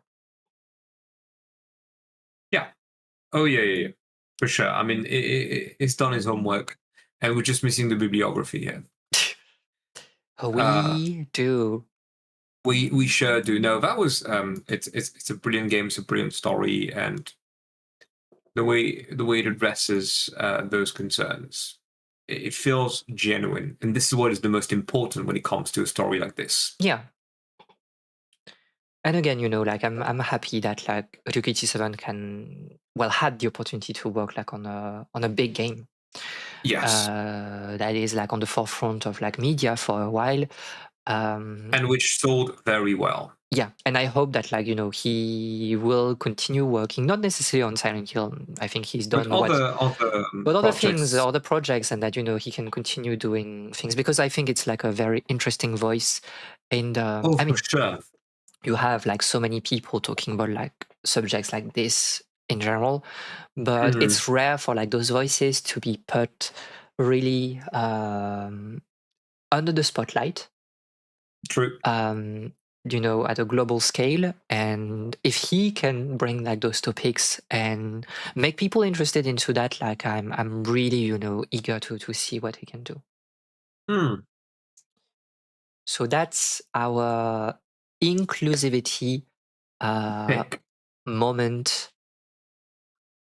So now for a category that makes literally no sense. No sense, which we'll have to explain.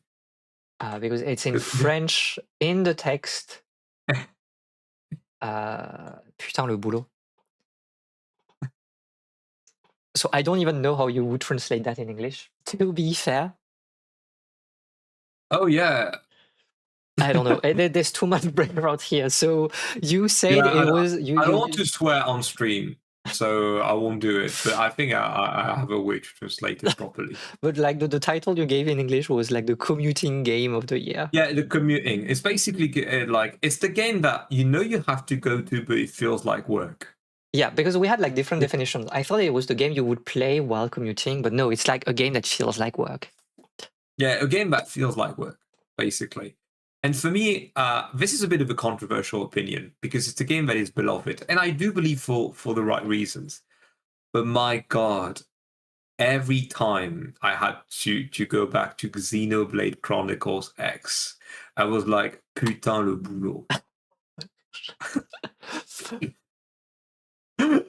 Oh God, my God, I felt like um, I have to grade papers, and so it's not the most pleasant part of my job in general, right? I love my job, but this is not the part I like the most. And you're grading papers and like, okay, oh my God, I've got a pile of 35 assignments, so I have to grade them, I have to mark them. Okay, let's go through it. And Xenoblade Chronicles X felt exactly like this. Like me grading test papers, me going to work, and not the pleasant kind. It's not a bad game. It's a game that succeeds at what it's doing for sure. But I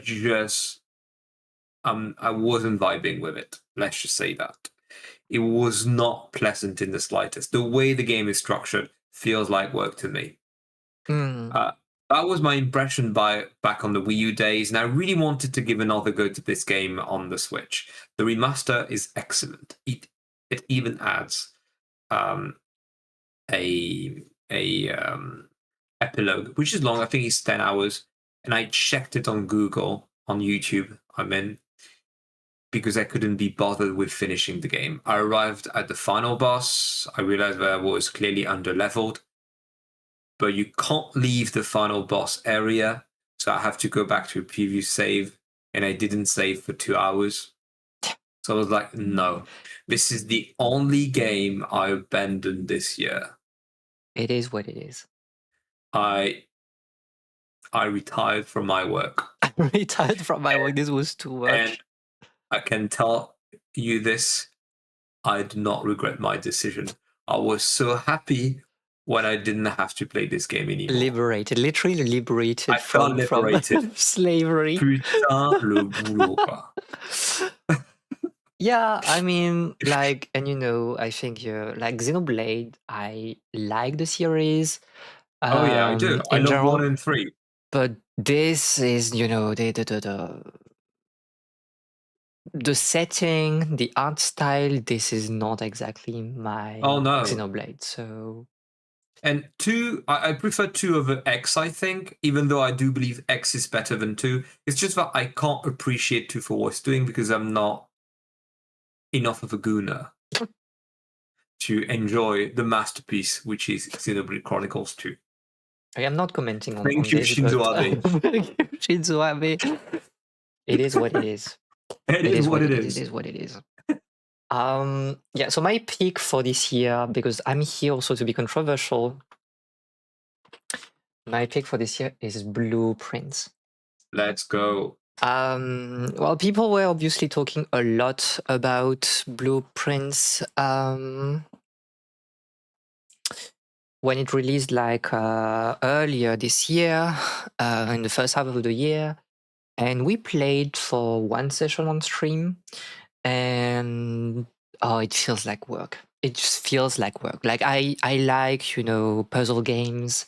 I don't mind environmental puzzles that you need to explore like an entire manner to find things, but the layer of RNG, I think we discussed that a lot on stream.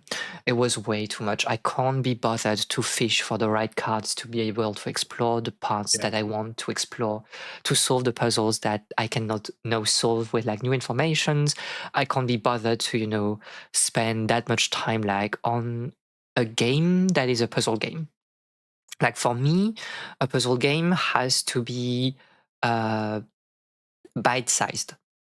Yeah. Or like a singular puzzle, it needs to be, if you spend like a lot of time on the puzzle, it has to be strong enough so that you don't feel the time ticking away while you're working on the solution. And I think, for example, a good example, if you play Baba Is You, the later puzzles are hard, right? You are not solving those things in like 20 minutes. You will spend like more time. I think like on certain levels, I spend like, 1 hour and a half, maybe 2 hours on certain levels.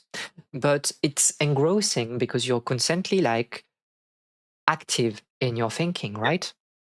So those like, I remember when I played like Baba Is You, I think 5 or 6 years ago, it was like, I start, playing at like 8 in the evening. And then it's like, oh, wow, it's already, midnight because I've done like 2 puzzles, but like those 2 puzzles were very long, but I didn't see time passing. I think Mm. it's the same thing when I play like Shenzhen IO, where you are like programming your thingy, whatever, to solve puzzles. Uh, you felt always active in your thinking. Yes. And in Yeah. Blueprint, it's like you are active for a little while, and then it's like an insane amount of downtime. Yes. And it feels like the opposite way. Like the time you spend in game is not that long. Like the actual time doing active things, but the But it work, feels like, yeah. yeah, it's like working through the rooms again and again, fishing for the good RNG, having runs that are completely dead like very early. It feels like way too insane. And I know that some people are like, yeah, I spent like 100 hours on the game. And I'm like, you know what? Like, if you enjoy the game, good for you, that you were able to put so much time in the game. But like, I know what the twist is. And first of all, it's like, that's what is a deep story for you. And second of all, um, I don't have like 100 hour to put No. on a puzzle game. Like, let's be real. If I don't have like 100 hour like for a JRPG, I certainly do not have like that for a puzzle game. I think like the Persona school of games that are like 100 hour plus, it needs to die. And if you're trying to Yes. emulate that like in other genre, please be a little bit more considerate, because Well, it's yeah, especially considering that for a puzzle game that is way too much, and especially on one single ID. It's not a game where puzzles get added and so you get back to it. Like it's constantly the same thing, and it's basically based on RNG. When I learned this about the game, I was like, "Oh, this is not for me." Yeah, and especially when you Again, have no, I'm puzzles not that going to play it. you need to do like again and again and Yes, again. It's like again, if yeah, you had to do the puzzle once, and you have some puzzles that are like this, especially late in the game. Like you do the puzzle once, and then you can like you get like an answer and you move to something else completely, and you don't have to redo it. But yes, certain puzzles you have to do it again and again and again. And if you don't fish like this particular puzzle in your run, then subsequent puzzles are just impossible. And it's like I'm here to have fun also. This is like the yes. point of gaming. And I don't think the game in like it's like theming, uh, there's anything that justifies like the frustration of like the layer of No, RNG. no, for real. Yeah. After a certain point, you just understand the majority of the puzzles and you're just waiting for RNG, not sticking around for that. Yeah, exactly. Because at this point, like I'm just watching like a let's play or whatever of someone Yeah, playing through the game. Like I think, they can cut the downtime and the runs that are basically dead, and I'm just like watching the rest. I think it would be a game that I would enjoy like a lot if the RNG was not here. yeah. But in this current state, like I personally cannot get behind this, because I value my Hmm. time too much to spend it on here. I remember seeing people earlier this year that were playing it in voice chat, and they were here for like a month and a half just playing like blueprints like 5 hours per evening for like a month and a half to finish the game. And I'm like, we don't have time for this. I can't do this. Yeah, yeah. Especially like you repeating the same content over and over again. And in a puzzle game, it's not like an action game where it would make sense.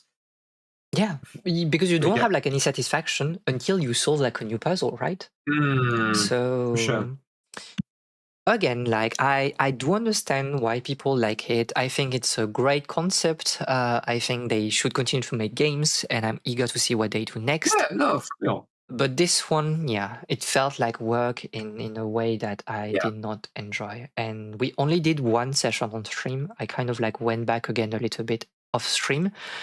And I think I was like, okay, I can't do this anymore. This is just too much. Hmm. So the next category What's next on the menu? is, well, let me first like put this on stream. It happened. Oh, yeah.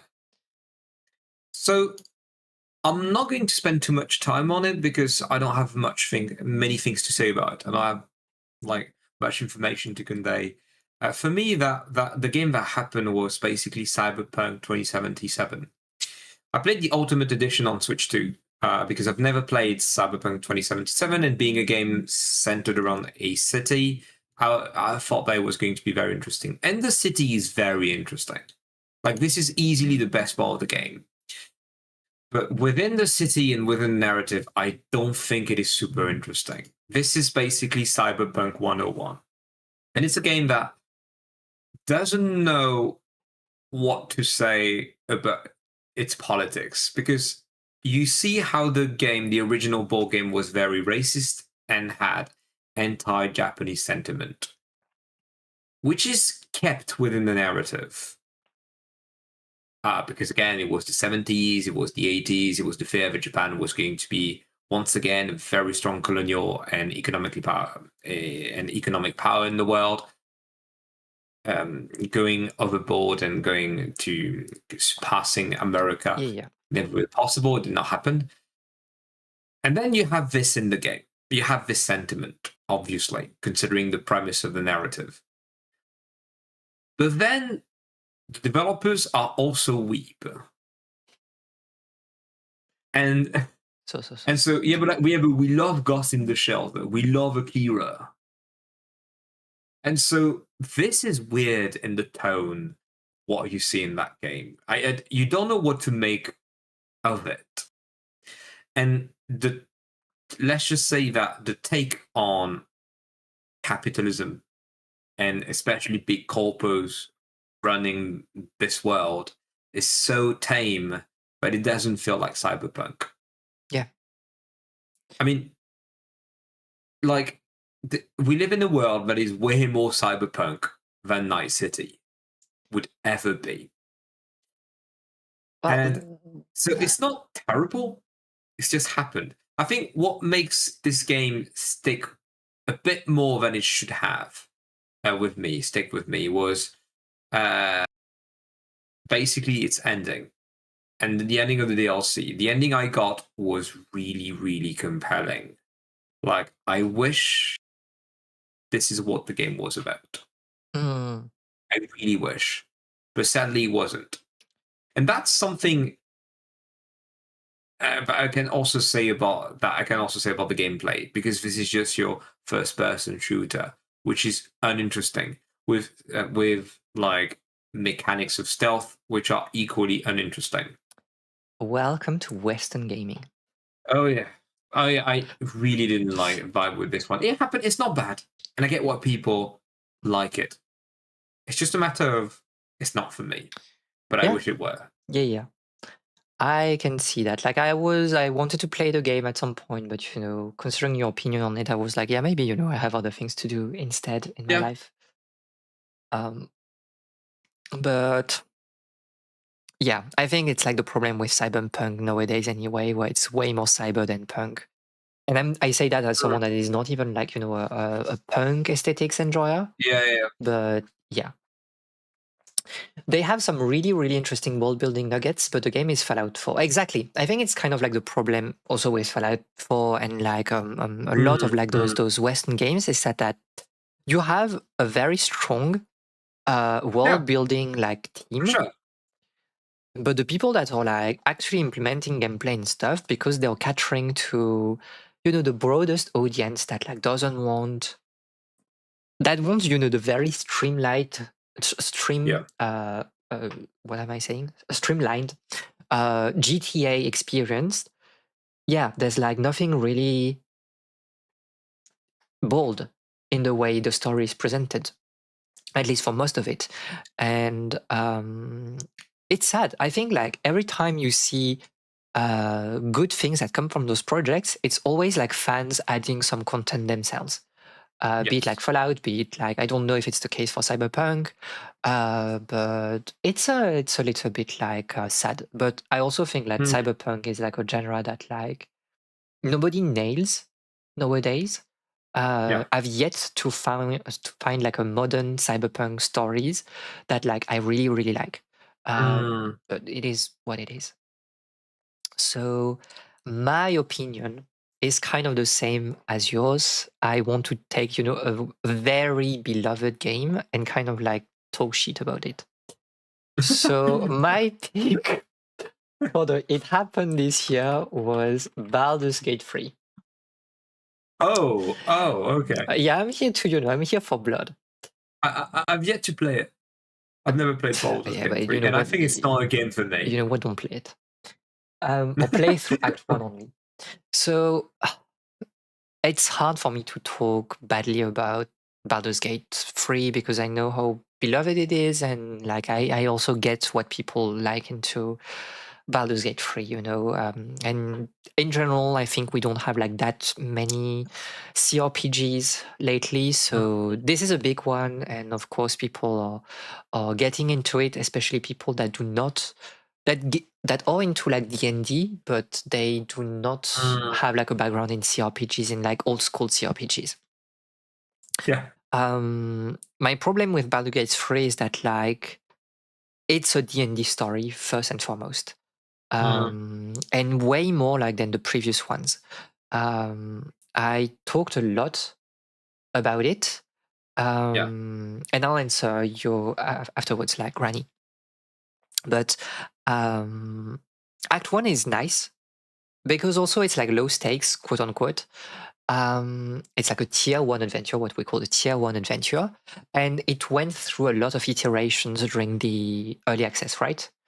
Mm, And then it was kind of like extended. I don't know. It was only like Act 1, but then the game was released, and you had like Act 2 and Act 3, and you don't get into Baldur's Gate until Act 3, until even like yes. the first. Like you need to do like the first third of Act 3 outside of the city still, and then you get into it, and it just feels artificial. It doesn't feel like you've reached Baldur's Gate that is like vibrant in the way it should be. It's like, oh yes, it's crowded, but in such an artificial way.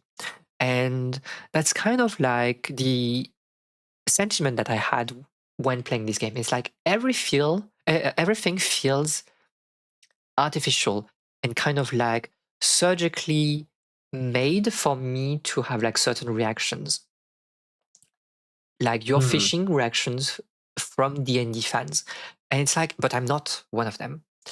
So like just name dropping a lot of organizations from like D&D doesn't work for me, because I know what they are, but I don't think they are interesting like in isolation.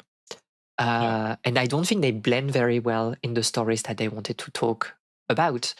I don't think that the companions are that interesting, but that's my opinion. Mm, And most of all, I hate the choices they made narratively to kind of like um retcon events from the first two games. yeah. It's like you have normally in like the previous games this character that it was kind of meant to be like the evil character that you can redeem. Mm, And that's a big part of like Baldur's Gate 2. And they chose to make this character redemptions never happened. So it never happened in Baldur's Gate 3 in the canon. And also like the character is even more evil than the original. And Yeah. they keep doing things like this for everything. And I wrote like a review for Baldur's Gate 3, and I said that like the most interesting thing for me was the epilogue because it felt like downtime. It felt like the characters were really growing up and changing, and getting more mature.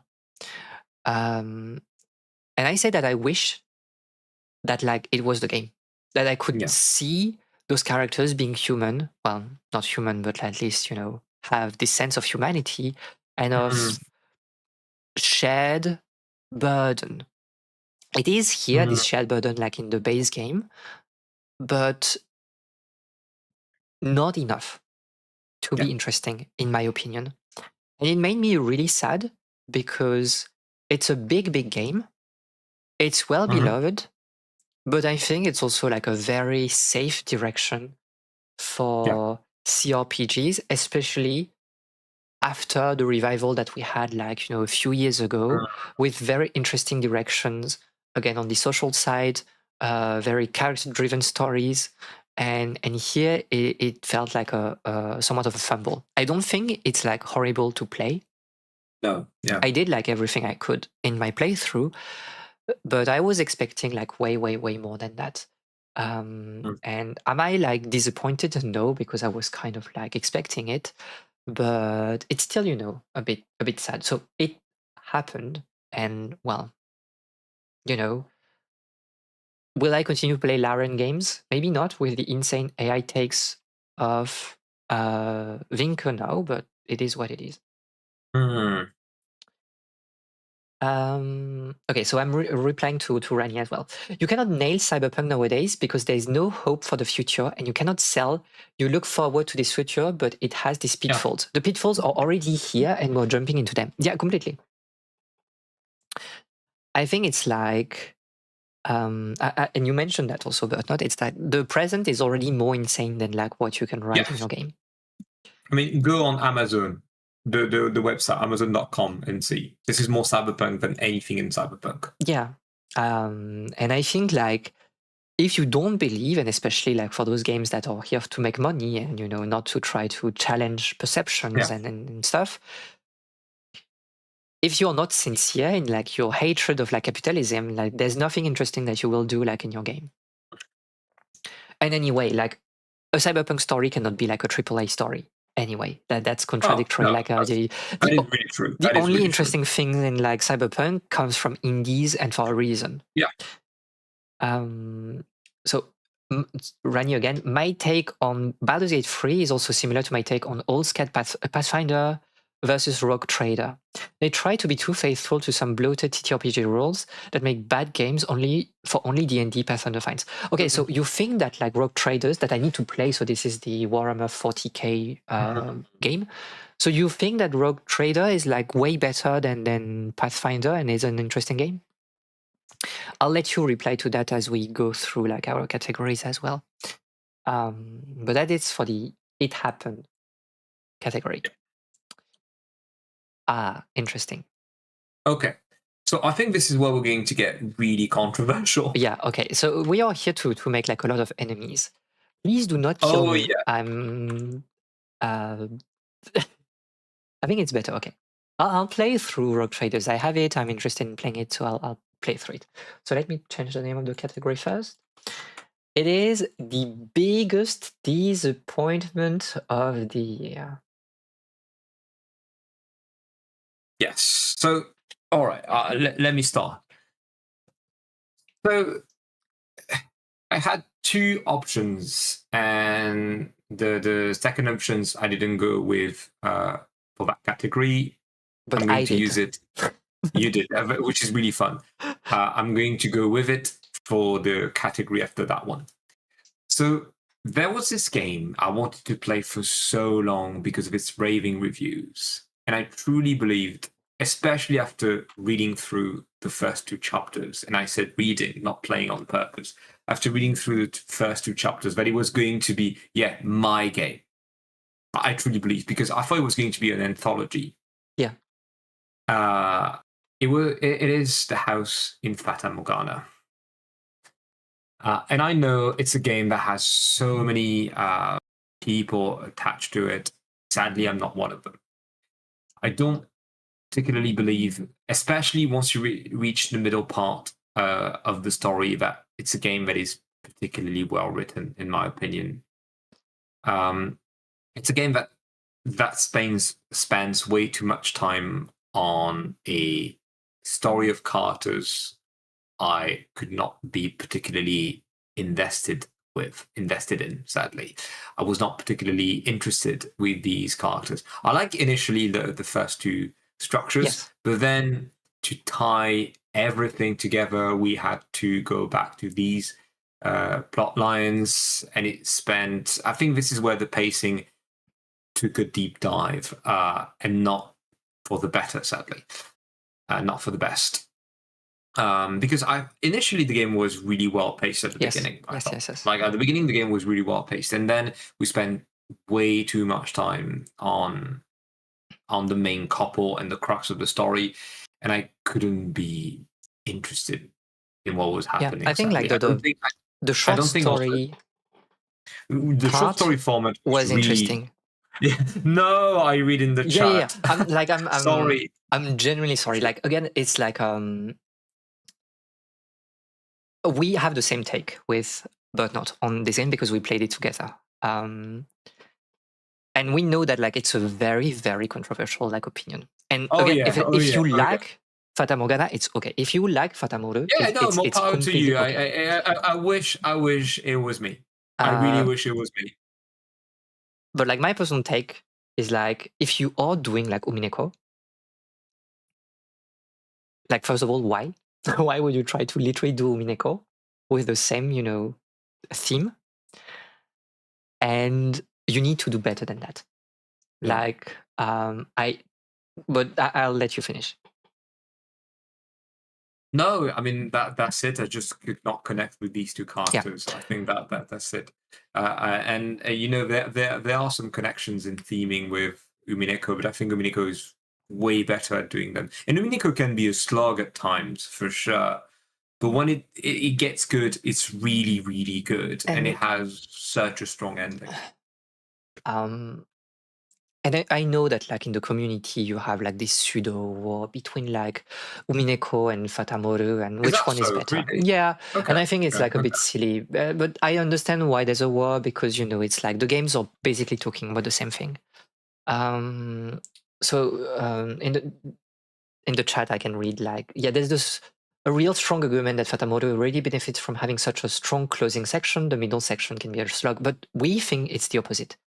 We really think like that the closing section is, I think we have the same opinion, right? Like it's the worst part of the game.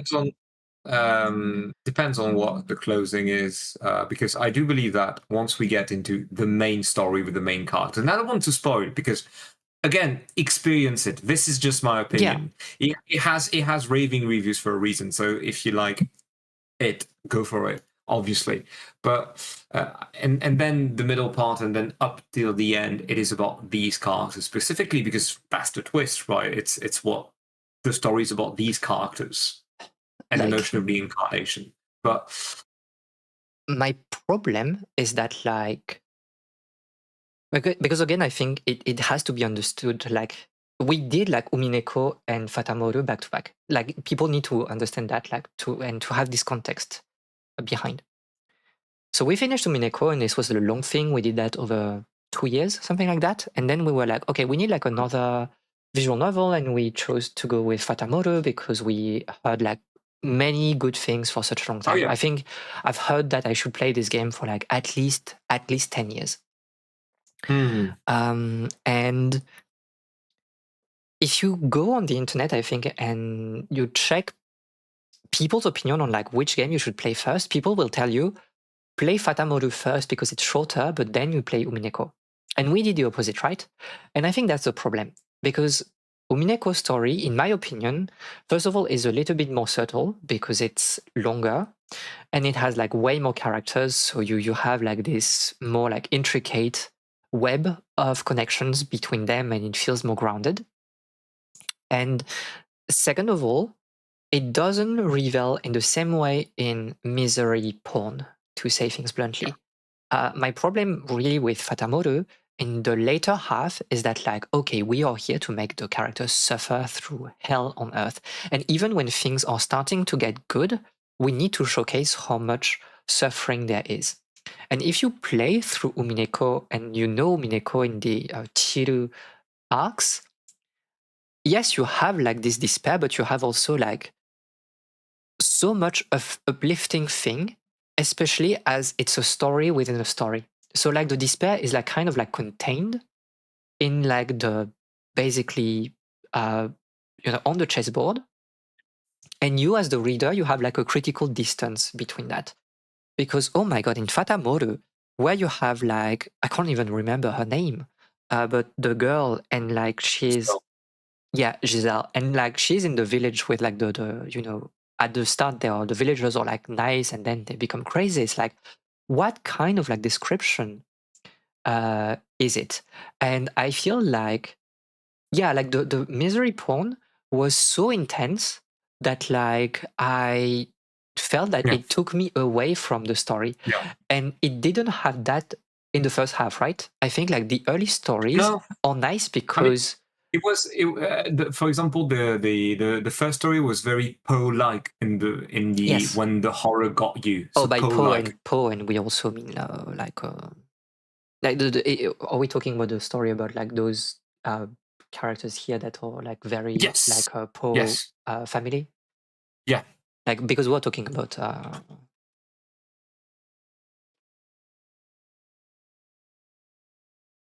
we are talking about this the Poe clan. So we are talking about the manga by Yeah, Moto Hagio, yeah, and by the way, yeah, not like and also in a way Edgar yeah, Allan Poe. in a way, Like obviously. in a way also, yeah. I But was also thinking of this Allan was Poe in really the like shoujo coded horror happening. uh in here. Yeah, Um Moto Joe. Yeah, But so Fata, well, the house in Fata Morgana. Amuru. Like I think yeah, it was like a little bit too voyeuristic, especially with like the discourse on to not spoil, let's say, on body and gender, right? Yes. And Yeah. compared again, the thing is like it's the same twist as in Umineko, right? That's the crazy part. It's like I would have been a bit less harsh on the game if it was not a one-to-one ripoff. Like we know it has to be a ripoff. Like we know that like the director said, "Oh, I've never read like Umineko before." I'm like, please, you can't be It's saying that like seriously. Like it's literally the it's a same bit twist. it's a bit like swerving. What is Twin Peaks? Well, it's Twin Peaks. Like, there's no way you have never played through Umineko when it's exactly the same structure, like and the same story beats like the exact same ones. And I feel like when you play through Umineko, it's less voyeuristic. In here, it's like, oh, we love showing Giselle naked.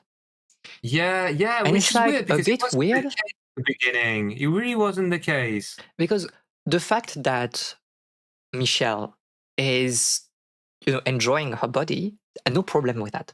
But you, Yeah. as the reader, you should not be able to see it, I think.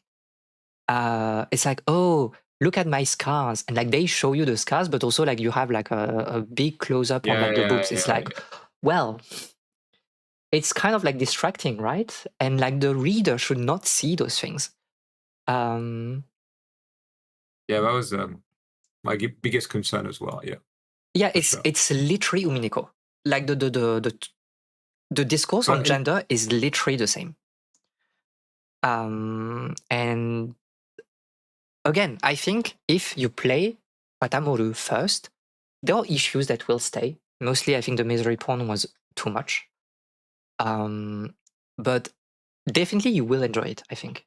Like it's not, you know, I would cut some sequences that are a bit too long, but it's not a bad visual novel. Like for us, I think the Oh, disappointment really comes from the fact that, like, yeah, we experienced the same story already, and in a way that feels more genuine. Because also the thing in Fatamoru is that, like, there's no social discourse. Like, yes, there is this thing of like gender and, you know, but it's so abstract. It's like, oh yeah, we should like accept anyone for their gender, but because they are rooting like this discourse in like a pseudo historical context, it feels very um not unrelatable, because I think it's easy to relate to Michelle to some extent, but it doesn't have the same weight as like a story that is set like in the present era. um mm, and like in Umineko, you know that those things are still happening today, right? Like in this exact same yes, manner. yes, yes, yes, yes. Um, and again, we know that Ryukichi 7 was working as a social worker. So he saw True. those Yeah. things, like he saw those things like in his life, in his job. And in Fatamoto, it feels like more abstract. So for me, it had like a little bit, Yeah. not a little bit, it had less weight than Umineko. But like I think I do agree with people saying that like you should play Fatamoru first and then go to Umineko, because Umineko is Mm. for me like the better version of the story. I'm not saying that Umineko is perfect. Like it's like a slug. Oh yeah, The magic especially the beginning. sections, yeah, the magic The sections, magic sections go on for way too long. they're what they are. And like I'm the first one to say that like we should stop this man and get him like an editor. Yeah, an editor for sure. Which is again why we We, were so happy with like Silent Hill F. yeah, because well, it's a Silent Hill game, so you had to So trim the yeah. detail. Um, Like you but had to trim down. I think yeah, the discourse is like a little bit, not a little bit, like way more subtle in Umineko, and also I think that Umineko has this lingering hope way more than uh, Fatamoru. Mm, I mm. think Yeah, Fatamoru, except for the very end, you linger in despair so long. I know yeah, that there are like sweet scenes between Giselle and Michelle during like the, you know, yeah. The midsection, the so, midsection, like it's especially the midsection where they get to know one another. but like you know that it comes crashing down and then it's like just a slug of misery for like so long. Like when like the sequence with like Michelle stuck like in the tower and, you know, tortured, I'm like, this is insane behavior. Like we can't keep doing that like for that long. With Um and especially with Witch Morgana. yeah, and we didn't play the DLC, by the way, and I think most people do Yeah, not like the DLC. modern day rise setting. Well, you had So, Modern Day, but you had also like one in the past. Like you had the oh yeah, you're backstory right. of Yeah, like yeah, yeah. That's true. That's true. Yeah, you're of the right. witch, and it's like people are saying it's even more like misery porn than like the base game. And it's like, Yeah, unsurprisingly, because well, considering what this is about. and you know, like if you like the game for the social discourse, +2. Like I think it's completely fine. But it feels like maybe the Japanese people did not like the game for this. But I think maybe the Japanese people liked the It game was for like important. the misery porn, and they wanted to do Yeah. more of this. Okay. Okay. Okay.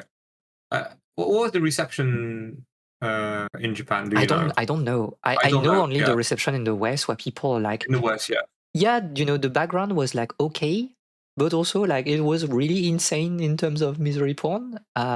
So Okay. Okay. like Damn. it's All right. you know, like we've seen things, descriptions that were quite gruesome in the base game.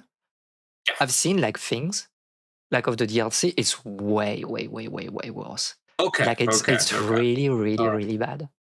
I think I can check like on backlog right now, but Fata Morgana. Let me check. Um, so I guess it's can't remember.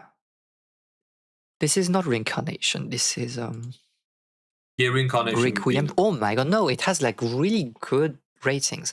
I think it's okay. It's only the people that I follow that are like way more mixed than I am, okay. than they were for the base game. But yeah, all of that to say, it's our opinion on Fatamoto.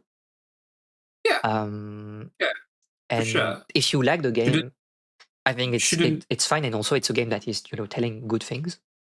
we don't matter. It's the thing. Like what we say here doesn't matter. Yeah, exactly.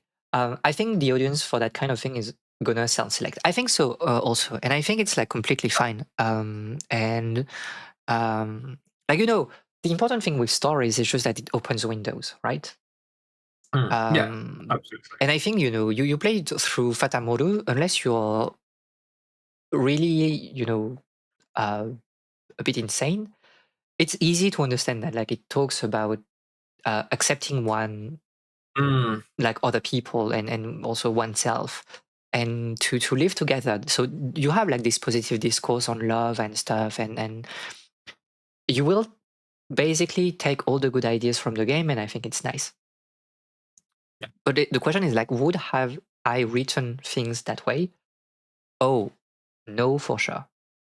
yeah. um and again, I think it's like a little bit insane to say I have never read Umineko when you're like copying the homework beat by beat, Yeah. because like you can say you copied, right? That you that was your inspiration. I don't think it like removes what the game is. No, for And real. people have to be a bit blind to not see. If you played those two games, it's like Yeah, it's that difficult. It's like you difficult to see like the connection, obviously. you you you you will not fool me by saying like you didn't copy, right? Um, and I think that was like the disappointment, and that's why also like um Yeah, you put it in the other I put it category. in other category, but that was also my selection for disappointment as well at some point. It's like we rated the game harshly. I know we rated harshly, but our score doesn't really matter here. What matters is that like people were telling us so much that the expectations made it like, Well, high. yeah, the expectations I think kind of like brought our enjoyment down, because I was waiting for like really one of the best in the media, right? People will keep saying that like it's the best visual novel ever written. Uh, and it's like even better than Umineko. Like that's what I heard for like 10 years. And I'm biased with Umineko because it's a very important game for me. But like when you tell me that, and those are people that I trust, right? Yeah. People keep telling me that like it's even better than Umineko, and I play through it and I'm like, well, this is just Umineko, but like maybe a bit better written, like in terms of like pure style. But like the story is literally the same, but less interesting and with less scope. I'm like, well, I'm a bit disappointed, I guess. Yeah. Um, but yes, again, we are not trying to make enemies in here. We enjoy what we enjoy, Nice. and We are very nice people. I completely understand, people liking um, different things, and it's completely okay. Unless you're liking things that are Yeah, literally, no, politically fascistic. Yeah, in insane. that case, yeah. But I don't think like I it's a can case see of how would you. Fatamodo. No, no, no, obviously not. Yeah, it is what it is. Okay, so I'm not talking about like my pick because I want to move into the next category immediately, because Yeah, we because literally did the opposite of one another. Like the game you chose for that's here, fine. I chose for the next category, and you did the same. Well, vice Yes. versa. So the next category is, let me Yeah, next category is search for. Wait, it should I need be to find. Okay, I don't know which one I'm taking. I'll take the second one. the second one. I'll take the second. I'm sorry. Go read the book. This is okay, this one is a bit mean though. The title is a bit mean. The title is a bit But mean. Like, So go read a book. But The The Catcher in the Catcher in the Rye Rye doesn't doesn't count. count. Okay, it's a bit We mean. get It's it, a bit Stanley. mean. It's a bit mean. But ultimately, if we mention that literature is a window, well, that game for me is like, okay, let me tell you what you should read after that. Because you see, when I was in uni, I did my master's degrees on Victorian literature. I did it on Sherlock Holmes, but I also took an option, kind of major in diasporic writing. And so I've read so many novels about diaspora, about the notion of post-colonial literature, and obviously then the matter of identity, self-identifying as a minority voice in the country where you don't belong, and how do you relate to your origins, your roots, where you've like it is part of your DNA, but it doesn't make sense with the main culture that has raised you. And I really wished that 1000 Cross Resist was about this, but sadly, it is diasporic and post-colonial in name only. So again, I get we are sorry. Again, we are very sorry because it's such a beloved game, and I get why. Because once again, this is the type of game that you don't really see often, and especially with that premise, with that theming. But then I start playing the game, and I'm like, oh, I'm not going to like this because I don't like the framing of the narrative, and especially I don't like these wary dialogues, which yeah, the pseudo cryptic dialogues. pseudo cryptic dialogue for no real reason. Oh, you're okay. It's got So me feel more sane as a 1000 you are Cross this like, Resist. oh, then we are safe. We are safe. It's okay. But no, yeah, for real, it's so pseudo cryptic. Playing through this game was like, no, but this is what people who haven't watched Serial Experiment Lane think what this show is about. Yeah. Or is like, which is, it isn't. It's a pretty straightforward show. It's not too cryptic, not too complicated to understand. And again, subtlety or cryptic is not like a goal or something to achieve in and of itself.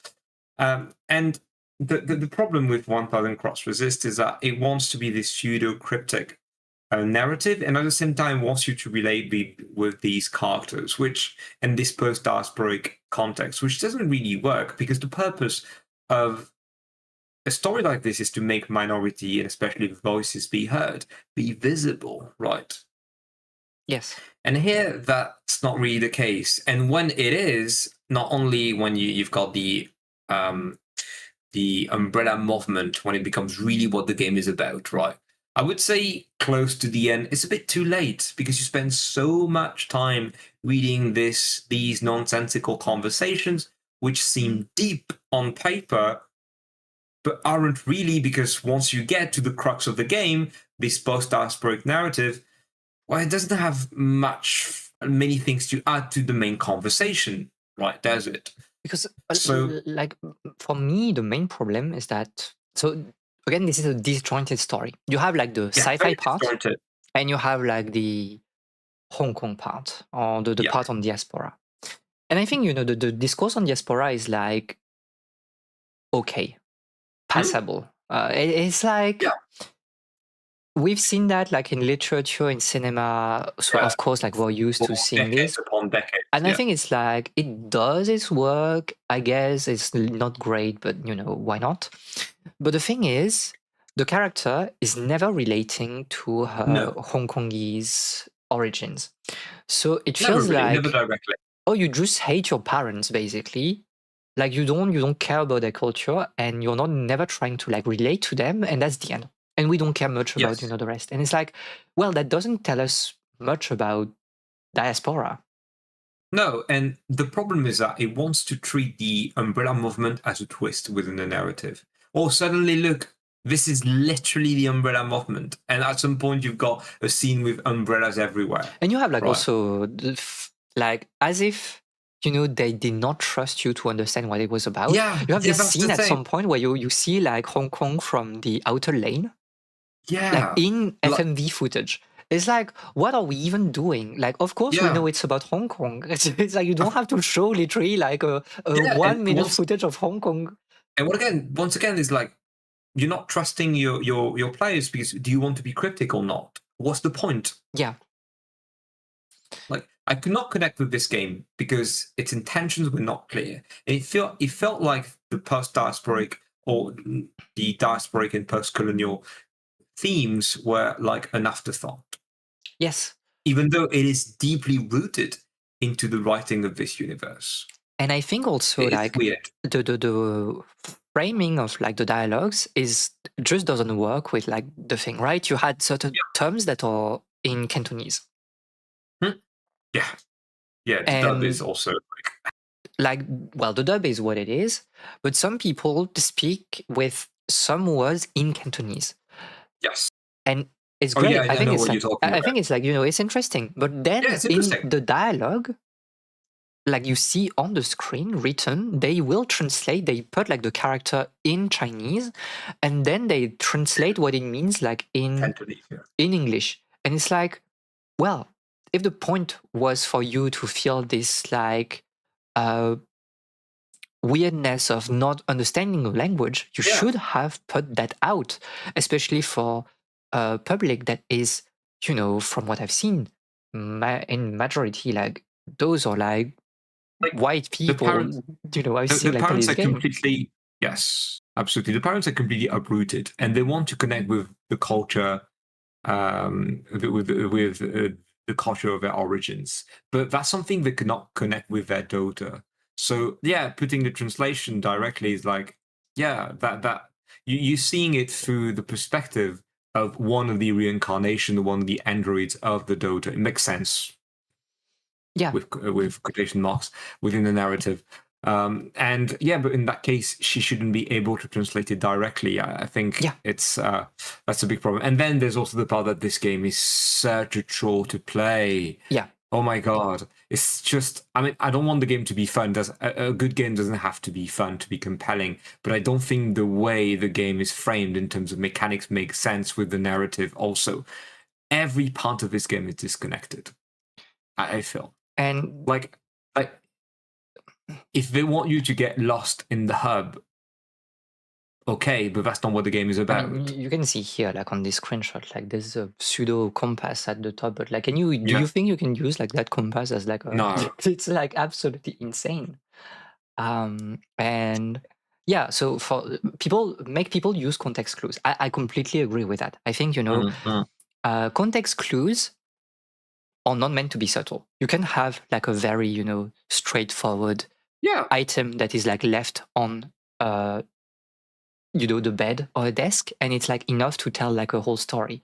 I think people are not trying to obfuscate thing when they are talking about their life, like in real life, like Yeah. you leave your items like on your desk, on your whatever, and it tells a story and tells your story. But here the game is really trying to be cryptic, and then kind of like realize that like, oh, I was too cryptic, so I need like to show you the Yeah. answer through the narrative in such like a shoehorned way.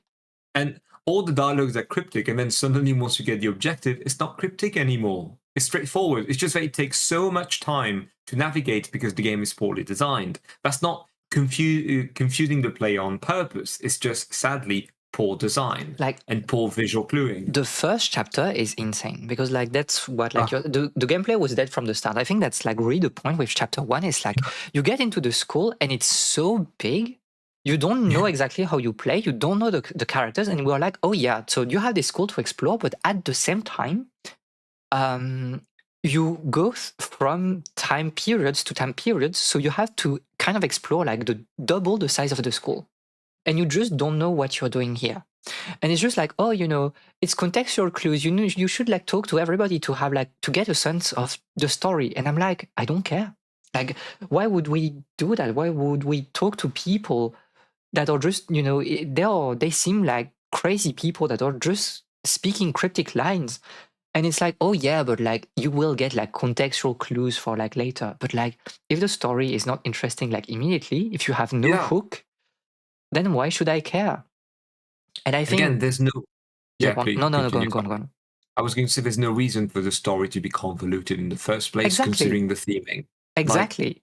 Like we are just, I think, again, you remove all the sci-fi section, and it's just like a visual novel about this girl, maybe in the near future, coming from Hong Kong, after the riots and the Umbrella movement, and she's trying to make herself at home in Canada. I think it would just work by itself. You don't yeah, need to add like this layer of sci-fi bullshit. Let's be honest, because like, oh yeah, you have like aliens and wow, who would have thought? But also, like, it's the least interesting thing you can ever do, yeah, like, with a story. and also like it wants to question the philosophical nature of language and like the human conditions and emotions and the fact of being uprooted, love at large, but it never really goes that way And as because, well and you don't need because it's sci-fi so to do this. unfocused. You don't No, need you don't need sci-fi sci-fi to to do do this. this. Like, to talk about love, to talk about people, you just need to show people and not People, like exactly, right. pseudo androids or whatever. I mean, the umbrella movement at its core is already questioning these Exactly. issues. Like, you just have to make a game about this and not Yeah, like put that at the last moment or it, use it it as a felt like pretext, as an I don't excuse. want I don't want to claim that the game is cynical because that would be mean. I don't know the intention of the developers, to be fair. But it felt like we wanted to create conversations, like Like, people talking about basically hot air, but and my they're debating. my take is that like I think it's a first game, right? It's a first studio It first is game. their So first game, yes. you are a fan of like Nier Automata and you really wanted to go hard like on the cryptic thing, even if it's never cryptic in Nier Automata, but whatever. But you wanted to play androids and then do things like this and kind of like have this conversation between like, oh, the future basically with the androids and like the present or like where the period when the humans were living. And so you have the same Mm, dichotomy in like 1000 cross resist. But the thing is, in Nier Automata, the interesting part is the android part. And like, let's be real, nobody cares about like the uh human past. Like that's no, no. and thank you for coming, Rani, and I hope that you will rest well. Please have also a very good weekend. Nobody cares about like the human life before. It's like something that happened, but you don't go into like details. You don't need to go into It's details. You just know that they disappeared for some reason. yeah, Um, and in here, it's like in 1000 Crossroads, it's like nobody cares about the android. Like yeah. you make a game about humans, so we should talk about humans. But like we keep feeding you the least interesting part of the game and kind of like making it deeper than it seems for you to get hooked. But like it's so artificial and also like at some point, and I don't think it's voluntary, but I feel like it's a lack of respect to first of all your own story Yeah.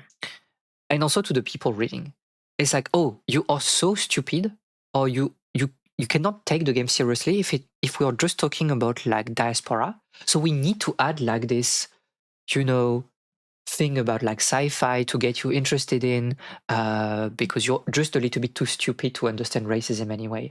And it's like, what are we doing? And I know that like I'm building a straw man here and they do not think that, but it feels that way. It feels like Yeah. a game That, that that, wants that's to be so intellectual when it that's the doesn't have to be. impression being conveyed, sadly. And I mean, I played another game on stream this year that was like diaspora Mhm. coded and you played it already. Uh, Oh, Venba. Yeah, Venba. Venba. You're talking about Venba, yeah. It's a simple story. I don't think it's like, Yeah. the greatest story of all time, but it's simple. Oh, And you don't need more than that to talk about it diaspora. could have been bigger. I think it could have been longer, could have been bigger, could have a greater scope. Let's just say that.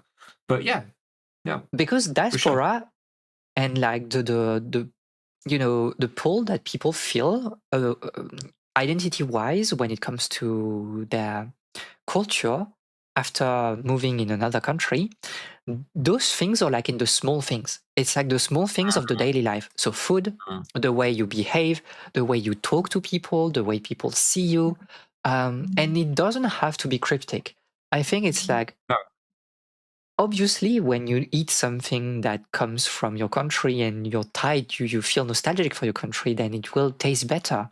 And obviously, that Mhm. like a kid that like grows up in Canada, um, and that doesn't want to interact with their culture from abroad, they will prefer to eat, I don't know, like pizza or whatever people eat locally in Canada. um, and it's simple, it's a daily life, and you don't need more to like showcase that it's a struggle for everybody involved, that like there's some tension going on. You don't need to add like aliens coming from outer space creating like a society and like punishing the main protagonist for being like an asshole. And also like I hated No, playing you're I right. hated us being forced to play an asshole. Yeah, absolutely. Also, It's like you play a character that is so rude to everyone. And I get, that it's, oh, this is the discourse of the game and so on, but like it doesn't help in making your point when you want to talk about like diaspora and stuff. Um, and like yeah, for me, yeah, go on, go that's on. the thing gaming at large has to consider compared to other media is that, reading or watching an asshole is not the same thing as Yeah. playing an asshole. That makes for a significant difference. And yeah, like I hope that they are considering like another game, that they want to push Oh like yeah, forward their work and will have something else. I'm a bit sad absolutely. that like we are very much the only people almost who think that way about the game. Like again, the reviews are glowing in general Oh yeah, about this game, and like like it's 4.3. It's been nominated for multiple awards. No, it's a game that is beloved. and that's why like for me it's in this category. Like I no, for you it was in this category. Like for me it was Yeah, the reverse one, but the biggest we disappointment. we Yeah. agree. It's But like uh, in my case, why wasn't it the biggest disappointment? Because I heard nothing about this yeah, game. I mean, I heard it had a good reputation, but I didn't know.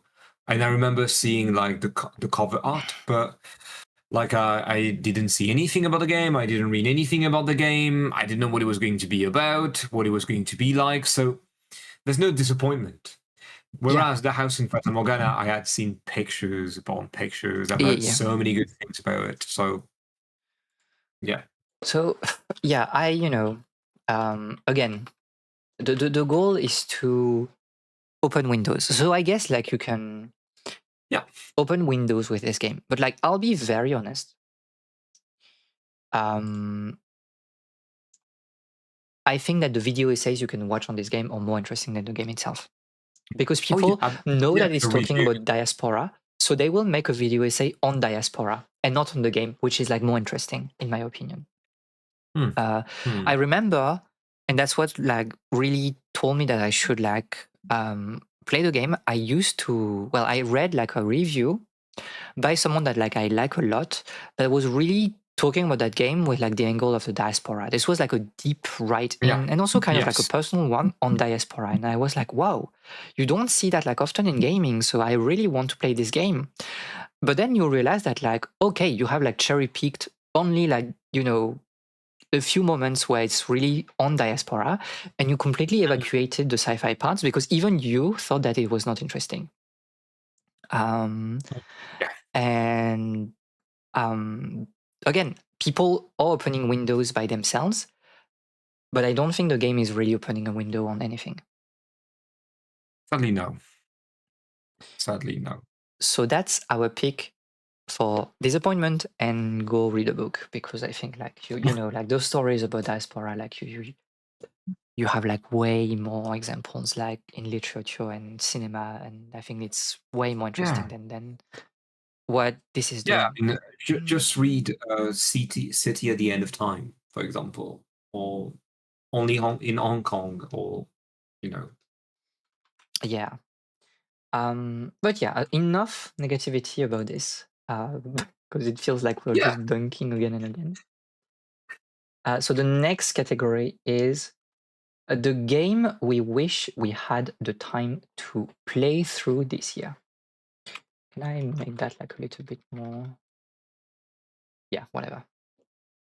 Okay. Yes. So there's so little time, right, within a year, and there are so many games now flooding the market.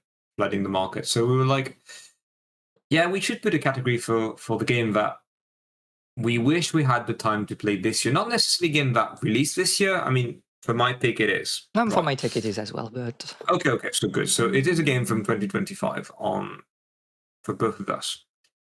Um, for both of us. So for me, it's Death Stranding 2. Death Stranding 2.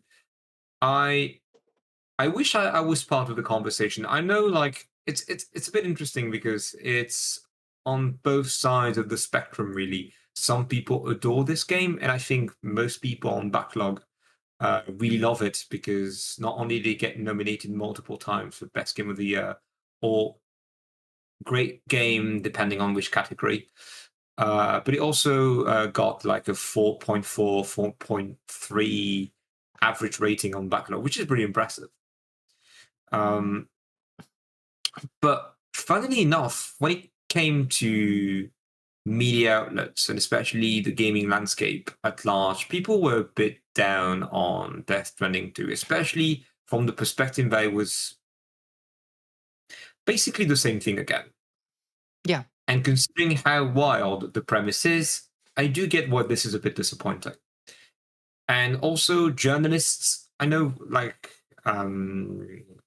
Gene Parks from the Washington Post was very disappointed in the fact that the the story only happened at the end, and um and that, that's not what the trailer promised, because basically, like, everything you see in the main big trailer, these are scenes from the ending of the game, which is really disappointing. So I wish I was part of the conversation because I do think this is an interesting game.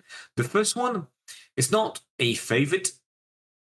I have loads of problems on the politics of that game, and especially on the notion on gender and women, right? Uh, Which is, a Kojumbo, given considering we're talking about Hideo Kojima or Kojumbo. But still, I'm interested in that game. I'm really yeah. interested. So I mean, probably this was next like year. this Probably was next a year. plan. We wanted to stream it, Yeah, but but so many things happened. So I had to Nintendo Shield. exactly, understandable. So my pick for this year is a game I've been aware of since the beginning of the year, and especially Yeah. again because it Oh yeah. had like the second episode. It's Of the Devil, Yeah, which of the is devil. like Yeah. the Ace Attorney like game that seems also to talk a lot about gender and lesbians, from what I've heard on Blue Sky. So Ace Attorney with lesbians. So it has to be a win, right?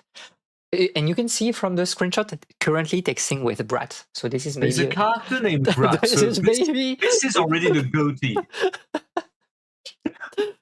um and so like the what I've heard is obviously biased because like I follow a lot of lesbian Hmm. on Blue Sky, and they were playing through it and they were like speaking about it like so much when the game released. I think it's like insane. Like I think the second episode, like Lena Rainey made like some of the tracks. Oh, Um, really? it's like a really like an all stars for the music of like episode 2. So I've not seen much more than that, to be honest. Like I've not seen a lot of footage Mm, and stuff. So mm, I'm really interested in seeing like what this game is. Again, very glowing reputation among the people around me that played it. yeah. And I think like we talked about a lot about how we missed Ace Attorney. Like I'm waiting for Ace Attorney Oh, 7 yeah, absolutely. for like so long, for like 10 years now.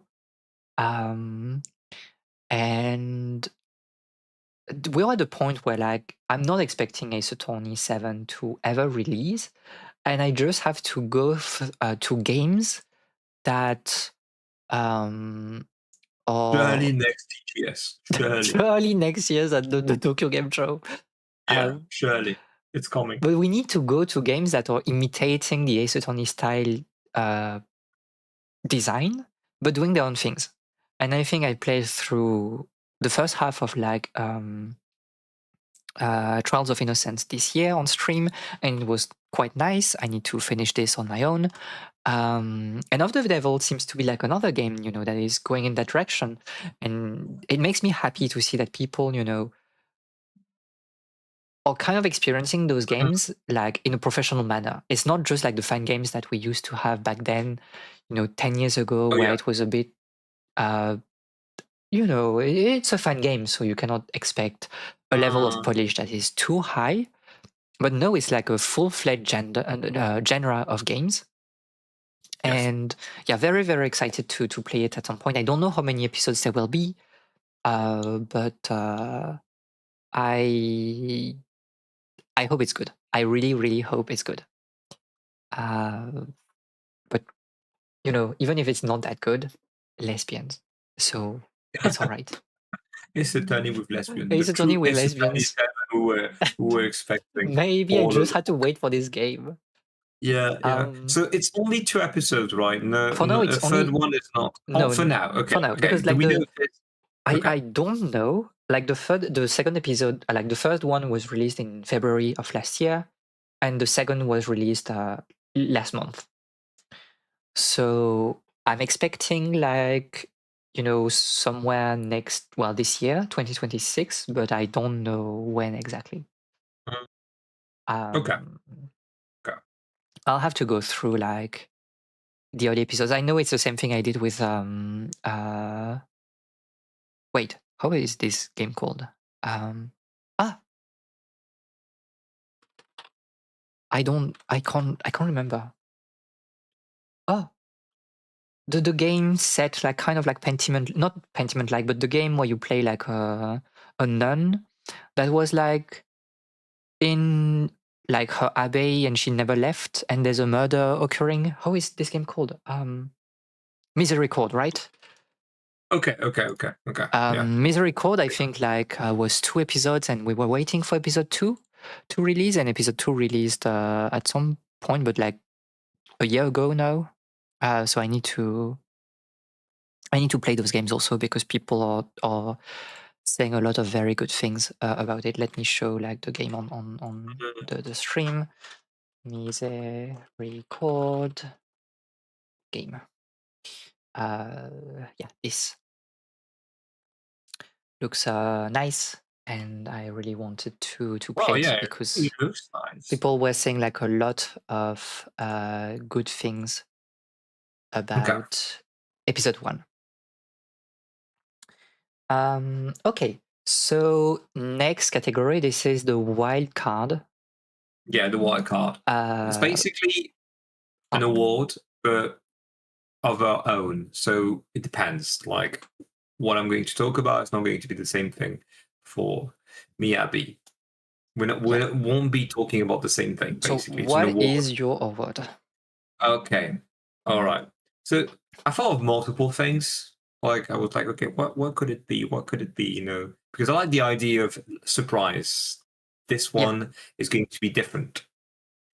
Both of us. Both of us. So I was like, okay, what should I do? I was like, maybe the greatest detective game of the most impactful detective game, but uh, there's one pick, obviously, and I was like, yeah, but it's also in another category, so I didn't want yeah, yeah, really yeah. to do that. I was like, maybe I was like, oh, this game is truly not for me, and that would have been Monster Hunter Wilds because I guess I really don't like Monster Hunter. And considering I don't like Xenoblade Chronicles X, which is the most like Yeah, yeah, yeah. Monster Hunter Wild approach to a Xenoblade game, well, I don't like the formula. I was like, no, I wanted something a bit more Nintendo shilling. Just to respect, like Yeah, to thank you. pay tribute to my Thank you, thank reputation you, thank you, thank you. on this. I think I'm not deserving of it. I'm way more critical upon Nintendo that what people may think of me, but it is what it is. But still, I have, you have to give to people what they want, basically. And I've decided that no, my category would be finally it clicks. Finally, it Finally clicks. it Okay, so finally it clicks, finally it let me ticks. rename the awards. So Yeah. finally, But comma, it ticks. it clicks. And I have to say, Miyamoto still have it. He still has it. My man still has it. Because Pikmin 4 is a delight. And I was very surprised because I've never been the Pikmin guy. Yeah, Like, yeah. I liked all of them, not so much one. I liked it on paper, but didn't like the execution. I thought two, even though it was a bit more difficult than one and a bit more punishing than one, I thought it was a better game. I really think Pikmin 3 was really good. But it was still like, yeah, I don't care about Pikmin 4, which is why I didn't pick Pikmin 4 when it released. But I was like, still, it's been 2 years. I should give Pikmin 4 a go. I'm sure it's a very good game. And boy, do I wish I did it sooner because it's a wonderful. Now it ticks. I think Pikmin 4 using the Mario Odyssey approach in terms of level designs makes super sense to me. It was such a pleasant experience, such a well-rounded, well-designed game. So pleasant. And the way, like, especially because Pikmin has always been about gardens, and especially Japanese gardens. But I truly feel that Pikmin 4 makes sense, especially considering the Dendori approach of the game, which has become a big word in Japan like 2 years ago. And that Pikmin 4 is a humongous franchise in Japan, which is, again, well, the Switch effect. The Switch effect. Money never stopping to pour down, right? Yeah. For Nintendo. And no, it was such a delight. Like, such a delight. Finally, I get Pikmin. Pikmin. Finally, it ticks. Can't wait for Pikmin 5. Yeah, I mean, you know what? Like, I'm really happy that like the series goes into that direction. I think like it's Yeah, such a nice update in general.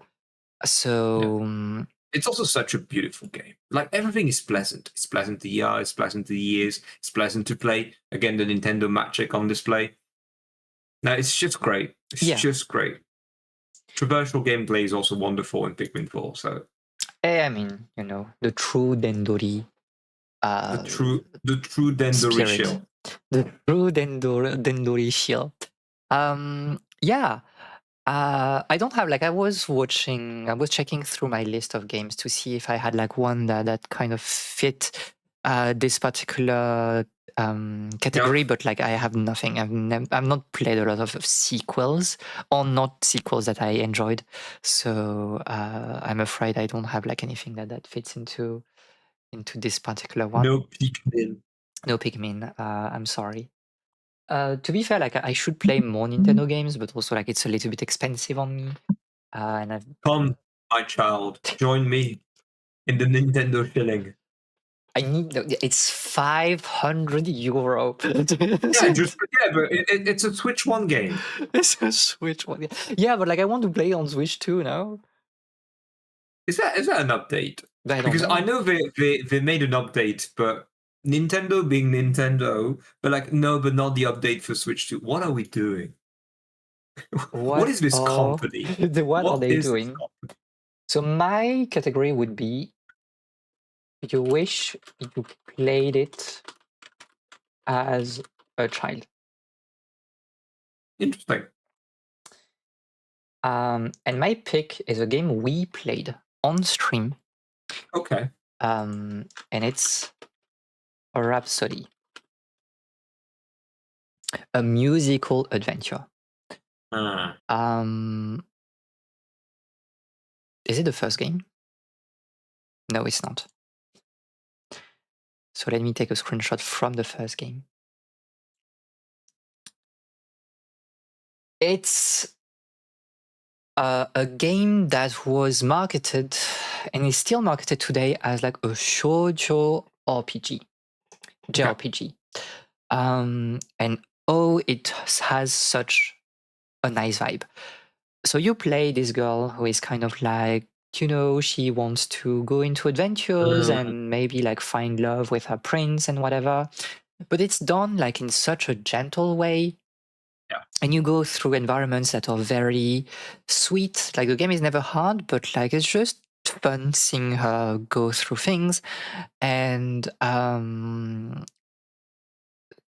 you have like this game, it feels like a game that is made for children and for little girls. And you don't see that often. Like, and Mm, something that is yeah. not, the horse games or like fashion games. There's nothing wrong with those, but they are so like gender coded that like it's a little bit annoying. Here you really have like a full-fledged Japanese RPG with interesting references, with like, like a light tactical system for the combat. And oh, that was so nice. And the music was so Yeah. nice because it's a musical adventure. It, So you have I like mean, those musical everything is sequence. so pleasant about that screen. Yeah, That it's screenshot. like you have like Yeah. such a vibe. Well, some of them are on. Wait, I'll put like the complete title. Musical adventure. To have screenshots only about the first game. Like Mm, those are like the early scenes that you have like in the game, and it's like, yeah, you go in the forest, you want to explore, you want to, go into adventures, you have like little dreams. When you attack, you have like, those like cute little mm, mm. dolls basically that you can bring with you, and they are just, it's just very nice. It's just very silly. It's a very humoristic game, also humorous game. And you have like those musical sections here that are dubbed, that are sung both in English or Japanese. So you can choose Mm, which one you prefer. And we yeah. went for Japanese at first, but I was like, you know what, we're on stream, let's put English. And the English one is really, really, really, really good. Mm, And there's a sequence where she's kind of like talking to her mom at some point in the game.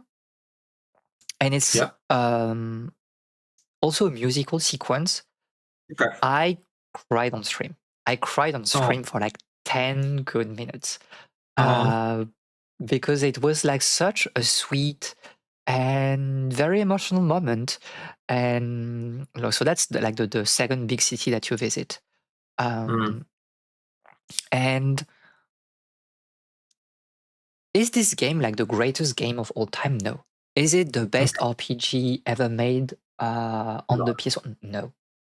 But No. it has Yeah. like a soul. It has like a kindness and a warmth that like you don't even find in big RPGs. Like imagine like the Millennium Fair in Chrono Trigger, Yes. and the feeling that like it Yeah, has, yeah, right? yeah.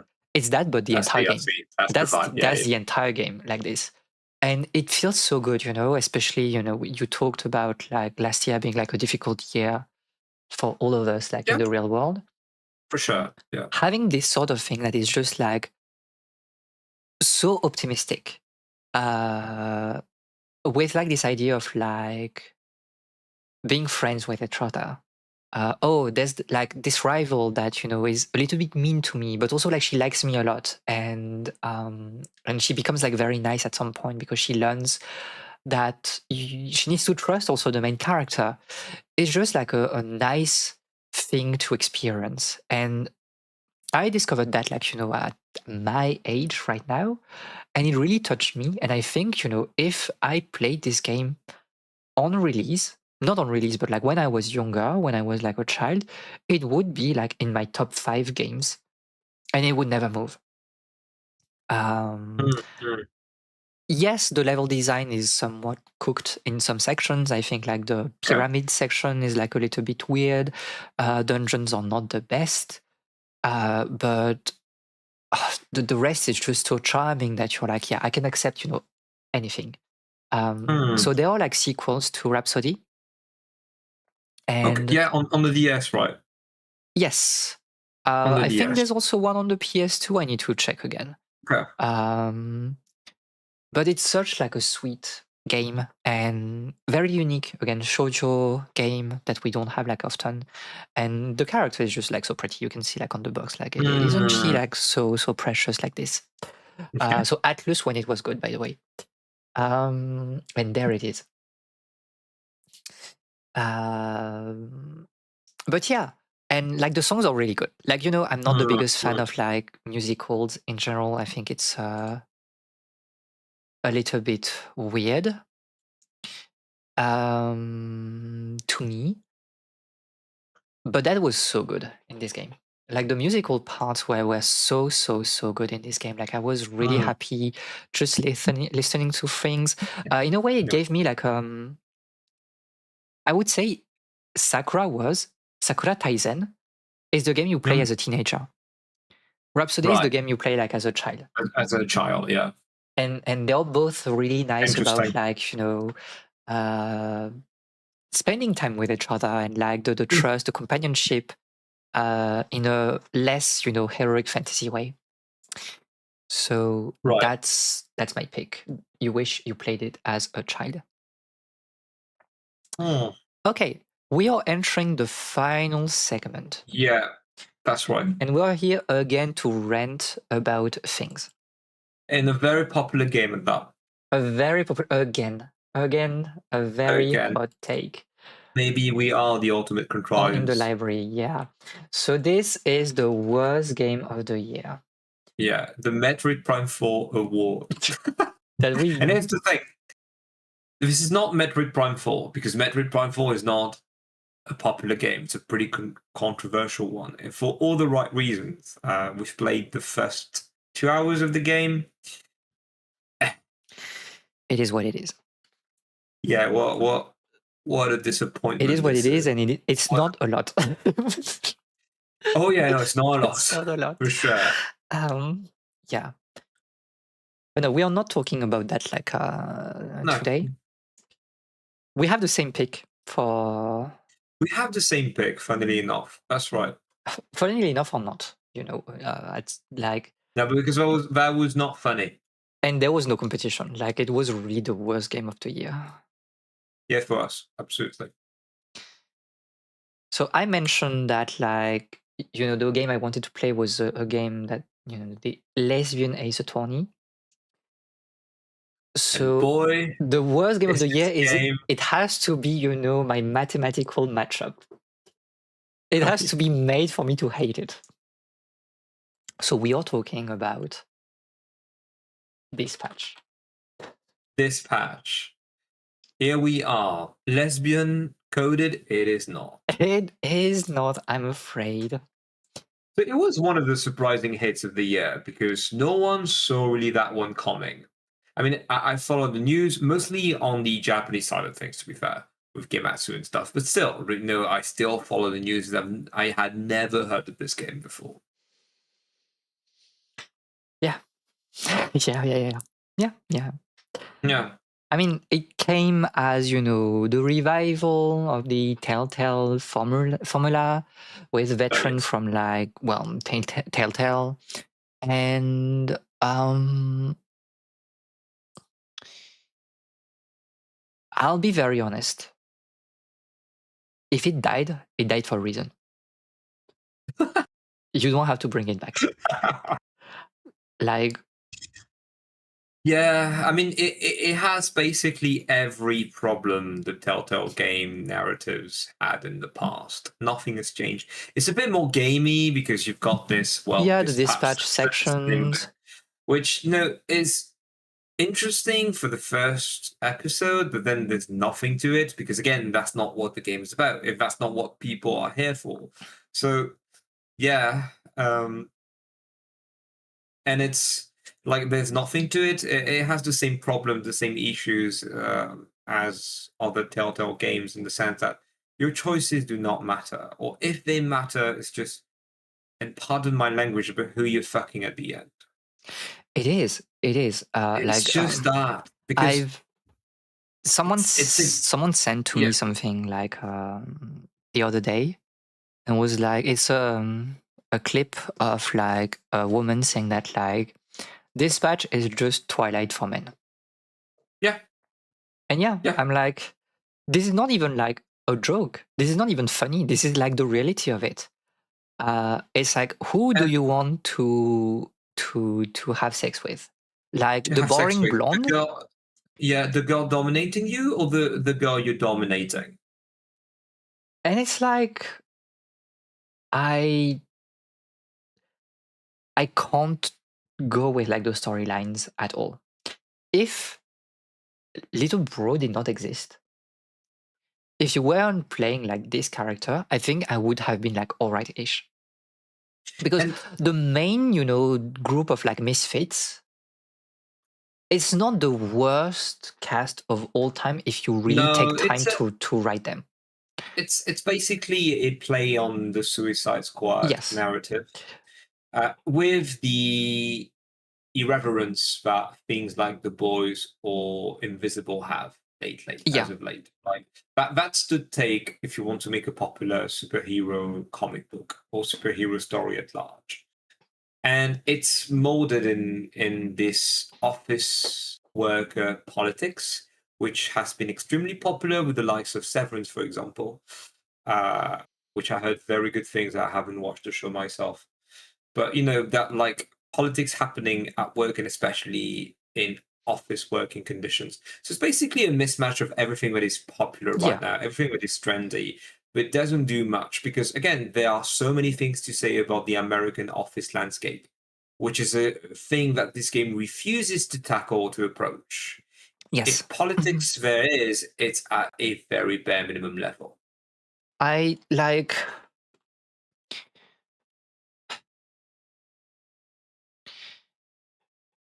I know, like, you have pseudo consequences. For again, it's the same problem with like Telltale games. It's like, oh, you Yeah. can like, you have to choose things, especially in like chapter 2 or 3 or 3 and 4. I can't remember exactly. Yes.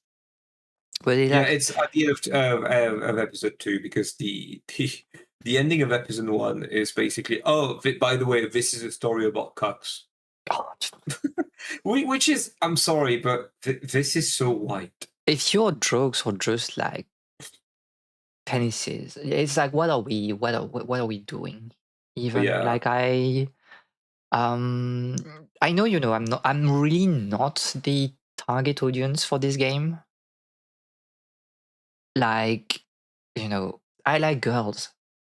So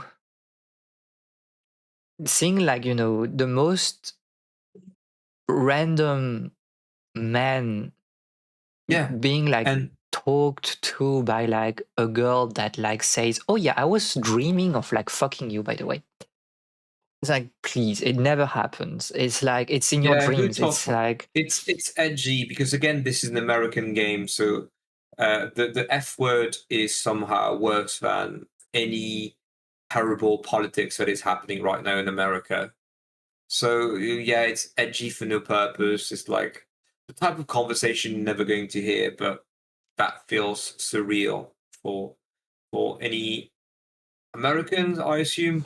It's and like I know I have like also like I have this opinion on like superhero stories that is like a bit controversial because I just don't like superhero stories.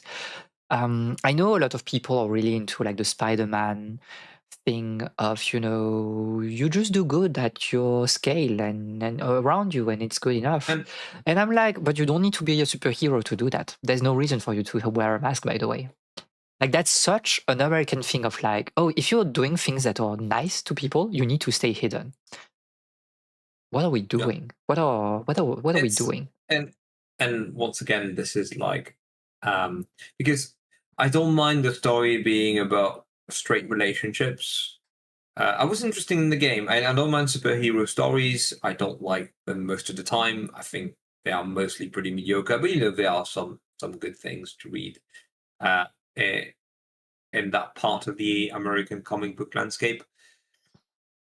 But this, this is just like a game about hierarchy in sexual relationships, and you never given reasons as to why they like this guy.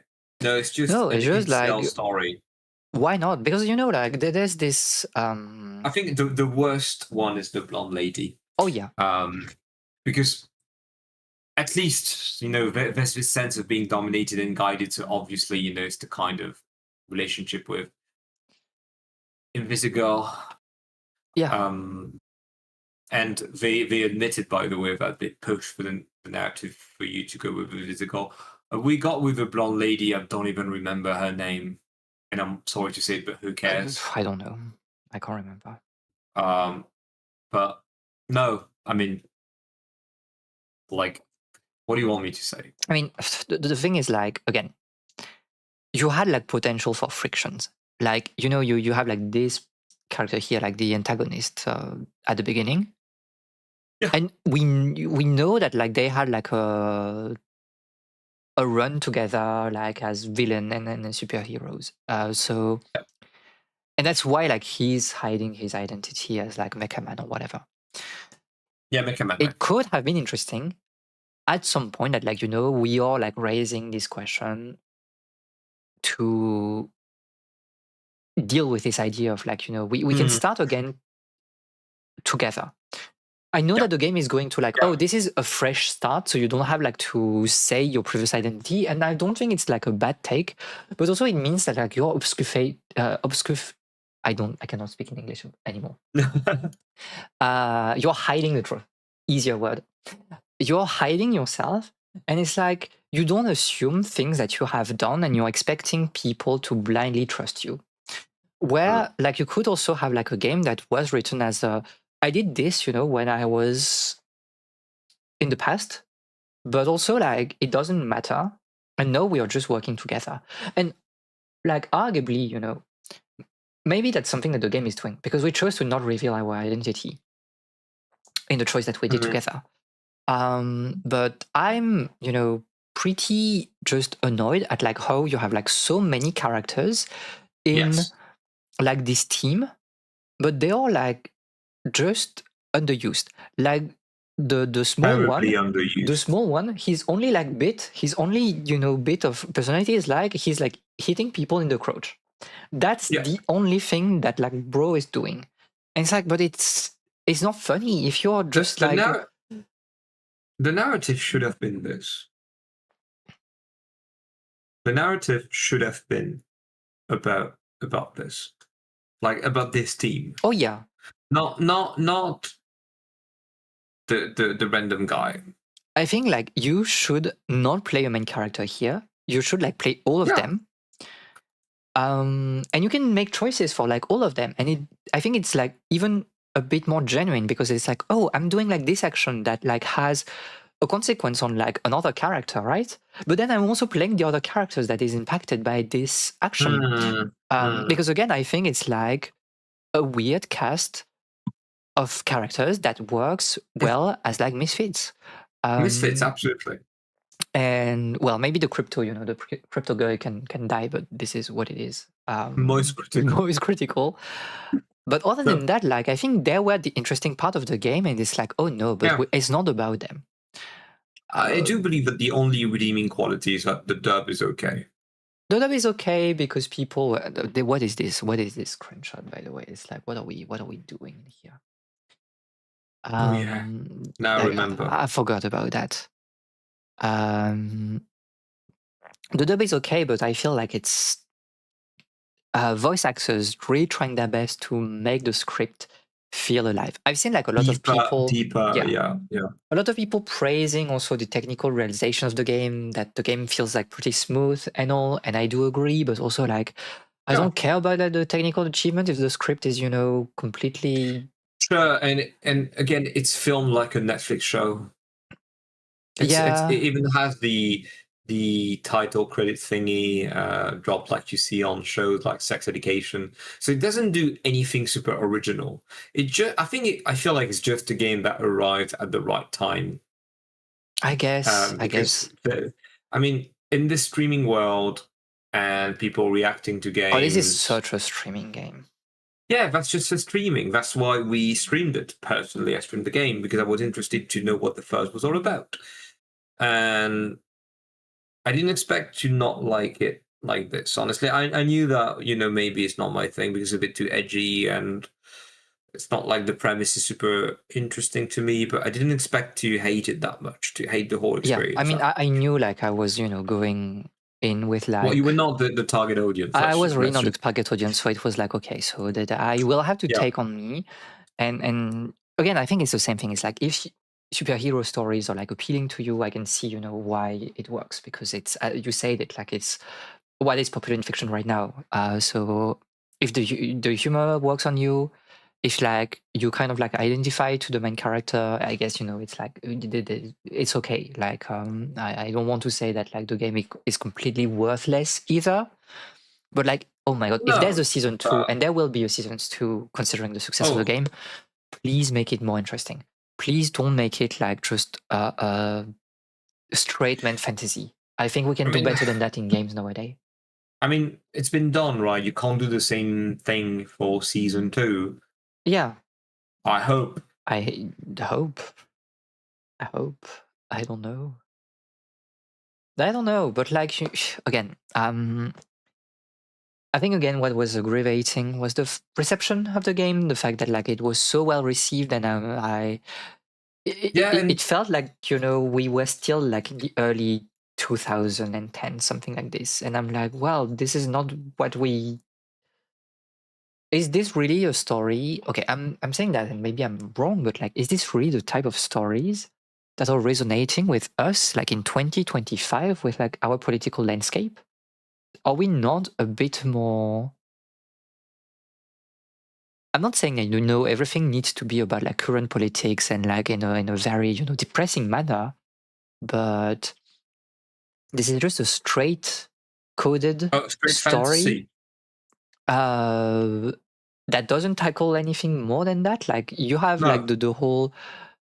It doesn't talk about like the place of women. It doesn't talk no. about the kind of like Uberification People of being society. outcast, verification. No, it addresses nothing. It has a good concept on paper. It could have been great. It could have been Could have really been great. great, absolutely, but no, that's not the story we wanted to tell. We just wanted, I mean, and this is why if you go, like, for example, on Instagram or on YouTube and you see the clips, like the shorts, well, it's only about, oh, they said that, oh, they're fucking, I'm sorry to use the F word, but Yeah, yeah, yeah. this is literally what the game is about. Like, there's nothing more than this. And yeah, I think it's like a bit sad nowadays that like some games and like a lot of games to be fair are changing their grammar to fit like the streaming environment. I'm not saying it's a necessarily bad thing. Like we know that like Resident Evil is more streamable, right? Like compared to like the 4 to 6 period. Um, with like more like intentional jump scares that are made to elicit a reaction from streamers. And I'm thinking about like Resident Evil 8 in the village at Yeah, the beginning. You have like this yeah, code where you need to look through a window, and you have like this zombie that is coming, and this is like such like a streamer coded jump scare. yes. I'm not saying it shouldn't be here. Like it still works in isolation, so okay. But I think at some point like it becomes a bit too much, and like Mm, again, like in Dispatch where you're just going for like dick jokes after back dick to back jokes. to back to back to back. Yeah, sometimes like it's so insane that like one will make me laugh a bit nervously because like it's like I mean, they are cracking so many jokes that at some point one is gonna one will land. work, but Yeah. like if you need to like fumble on like that many jokes to finally have one landing, maybe we are not doing something right, which is very different from games that have like really good pacing, games or shows or whatever, and every joke lands, and like here is not the case. I feel like again, I'm not the target audience, but like nothing really worked. I was just like here, like sat like in my chair and looking like like a desperate Mhm. woman at the screen being like, why am I here? Why am I? Or you really didn't have a good time. I That's for sure. really, really, really was like on the verge of like, just leaving. I should, I would have put the camera out and I would just have gone like somewhere else to sleep or whatever while you play the game. It was like really, really not like a pleasant experience. But again, there's some potential. And I think that's why it's like the worst experience for me, because like you could have done something with it and you went But you purposefully chose not to. in a direction that like, okay, I don't like personally, but also that I think is um out of sync with what we are going through right now, in my opinion. Mm. But again, am I surprised that people like it? No. And this changed my life? Not really. So, No, it more is what it power to is. them. More power to them. Again. Okay, so now the reverse course. Yes. So, what about the greatest game of the The year? And best again, we've got the game of the same. year. We got the I think same. Yes. we've got the same, right? Okay. So, the Donkey Kong Bonanza Award, which is not about Donkey Kong Bonanza, though it would be my greatest game from 2025 award for sure. Again, Nintendo shilling. Nintendo Shield. But this is Typically, not a Nintendo Shield moment, by the way. no, it's not a Nintendo shell moment. And I think this is a game that is going to surprise no one because the whole world agrees. It's rare to see bad opinions on the game, to be fair, and for all the right reasons. Because we decided that this award should go to Disco Elysium, Absolute the Final Cut same. version. What do you want me to say? What hasn't been said about Disco Elysium? It's a perfect narrative. This is the perfect detective narrative because it is not about the case, it is about people. It is about being a social worker. It is about rebuilding yourself and addressing your own traumas, which, lots of detective fiction, whether it be Western or like we read a lot of Japanese detective fiction here, have sadly forgotten. Like, this is connecting to people with their own traumas. This is trying to do your best, but your best is never enough. Because this is addressing like the sheer horror of what society is like. The bygone era of communism, the dream being dead, right? And yet many people struggling, like doing their best either to entertain this dream or to make ends meet at the end of the day. This is just a beautifully crafted and just beautiful narrative all around. It's so human. I think it's like It's so human. That's the main word. It's human.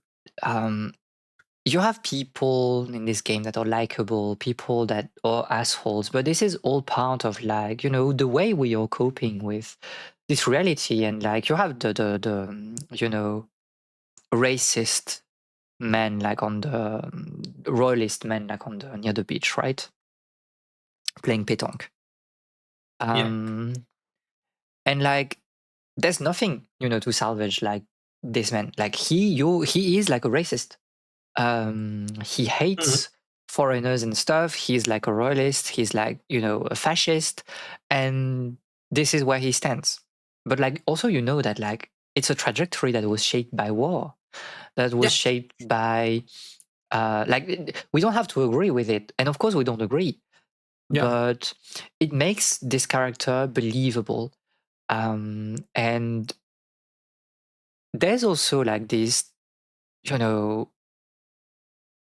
moment of wistfulness when you learn at the end of the game that like, oh, he's not here, and like you ask like his friends where Rene is, and it's like he passed away. Yeah. And it's like, well, I won't mourn your death, but it still leaves like a void in here, Yeah. right? And I think, And even to the community, like, oh, something was lost. and I think it's always the case like in this game. It's like everybody is part of it, and every action that you will take, even the smallest one, is full of weight.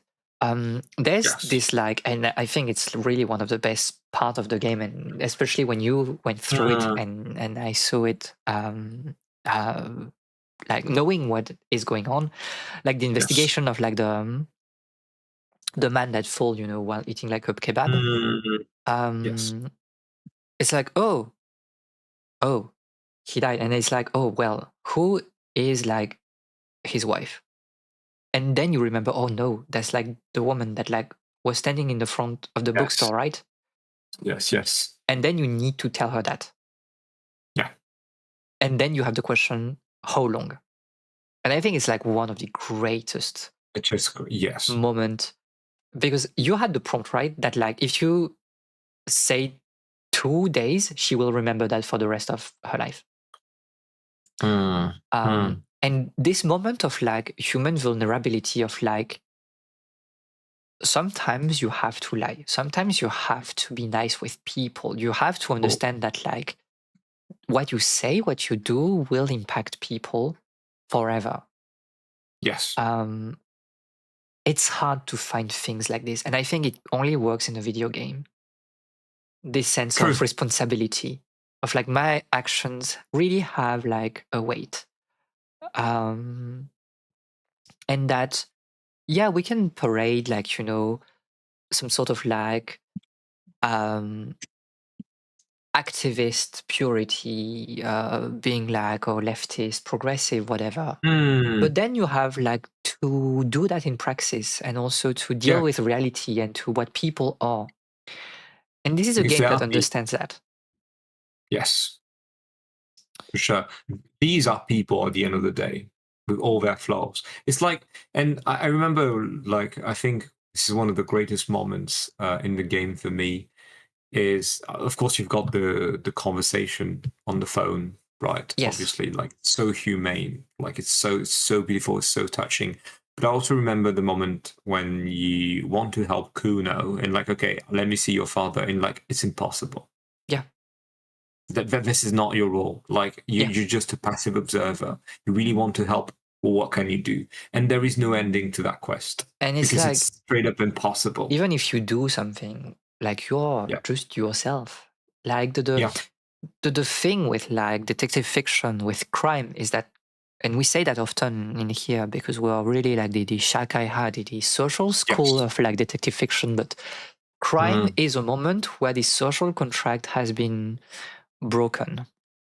Like you don't kill people for fun. It never happens. Yeah, no, it never happens. No, and if it does, well, that's going to lead to a very uninteresting story. Yeah, and it's like people have been pushed in that situation because the system is pushing people to act that way. And sometimes it's just like sad. And it's like, what can you do to change the system? And it made me think like a lot about like the film we watched together, right? Next, Sohi, which was about like this girl working, like this high school girl working like in a call center, and then she kills herself at some point because she cannot take the pressure in Korea. Which was based on a true story. Yes. Yeah. So the first half is really following like this girl, and the second half is following like the cop, the inspector that is investigating this case. And she goes into those call centers and stuff, being like, "This is not human. We cannot do things like this. Like this is you're pushing people to absurd pressure and to kill themselves." And you have like this scene, like at the regional, I think, school board or whatever, where like someone is telling like the cop, what do you want us to do? We can do nothing. And what will you do after? Like go and see like the minister? And like the character is just saying nothing because it's really like that idea is that like, yeah, we are fighting against like the entire world to make a better society. But does that mean that like you should not act? No, you should still do something. And Disco Elysium is capturing this thing of like helping people, even in the smallest way. It does matter. It does matter. It still matters at the end of the day. And I think like it's a very, very important lesson of the game is that like we are not like, you know, it's easy nowadays to have like political ideas and dreams about like Mm, what the world can be. But I think, and I saw like a post yesterday telling that like, but since the 2000s, did we do anything with those ideas? There's no praxis. People have like an ideal society that they have in mind, but they have like no path to reach it. mm, Because you don't reach like an ideal society like this, you know, overnight. It's something that is like constructed like on a long time, and you have to do concessions. Like as terrible as it is, you have to do concessions to go yes. slowly to like a better state. You need Mm, a game plan. And sometimes working like with people at the very bottom of like the chain, yes. it's enough. It's enough. Like doing the smallest thing is enough to build a community and to build like a better world. No, Um, for real. and I think it's like uh, Joyce, right? Like the woman that the Yes, corporate yes, woman. yes, yes. It's Yeah. like I find her like such an interesting character because it's like, Mm, of course you want to hate her. She's a corporate, she's a corporate executive, but at the mm, same time, like she does care about the people. Um, true. and there's like this like line of like where do you want to stand.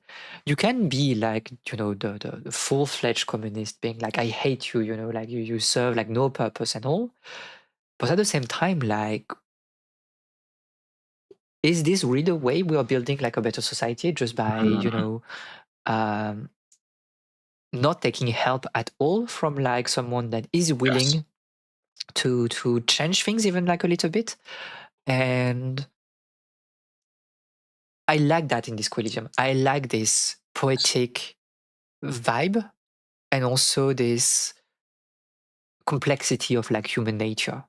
yes. Um, Yeah.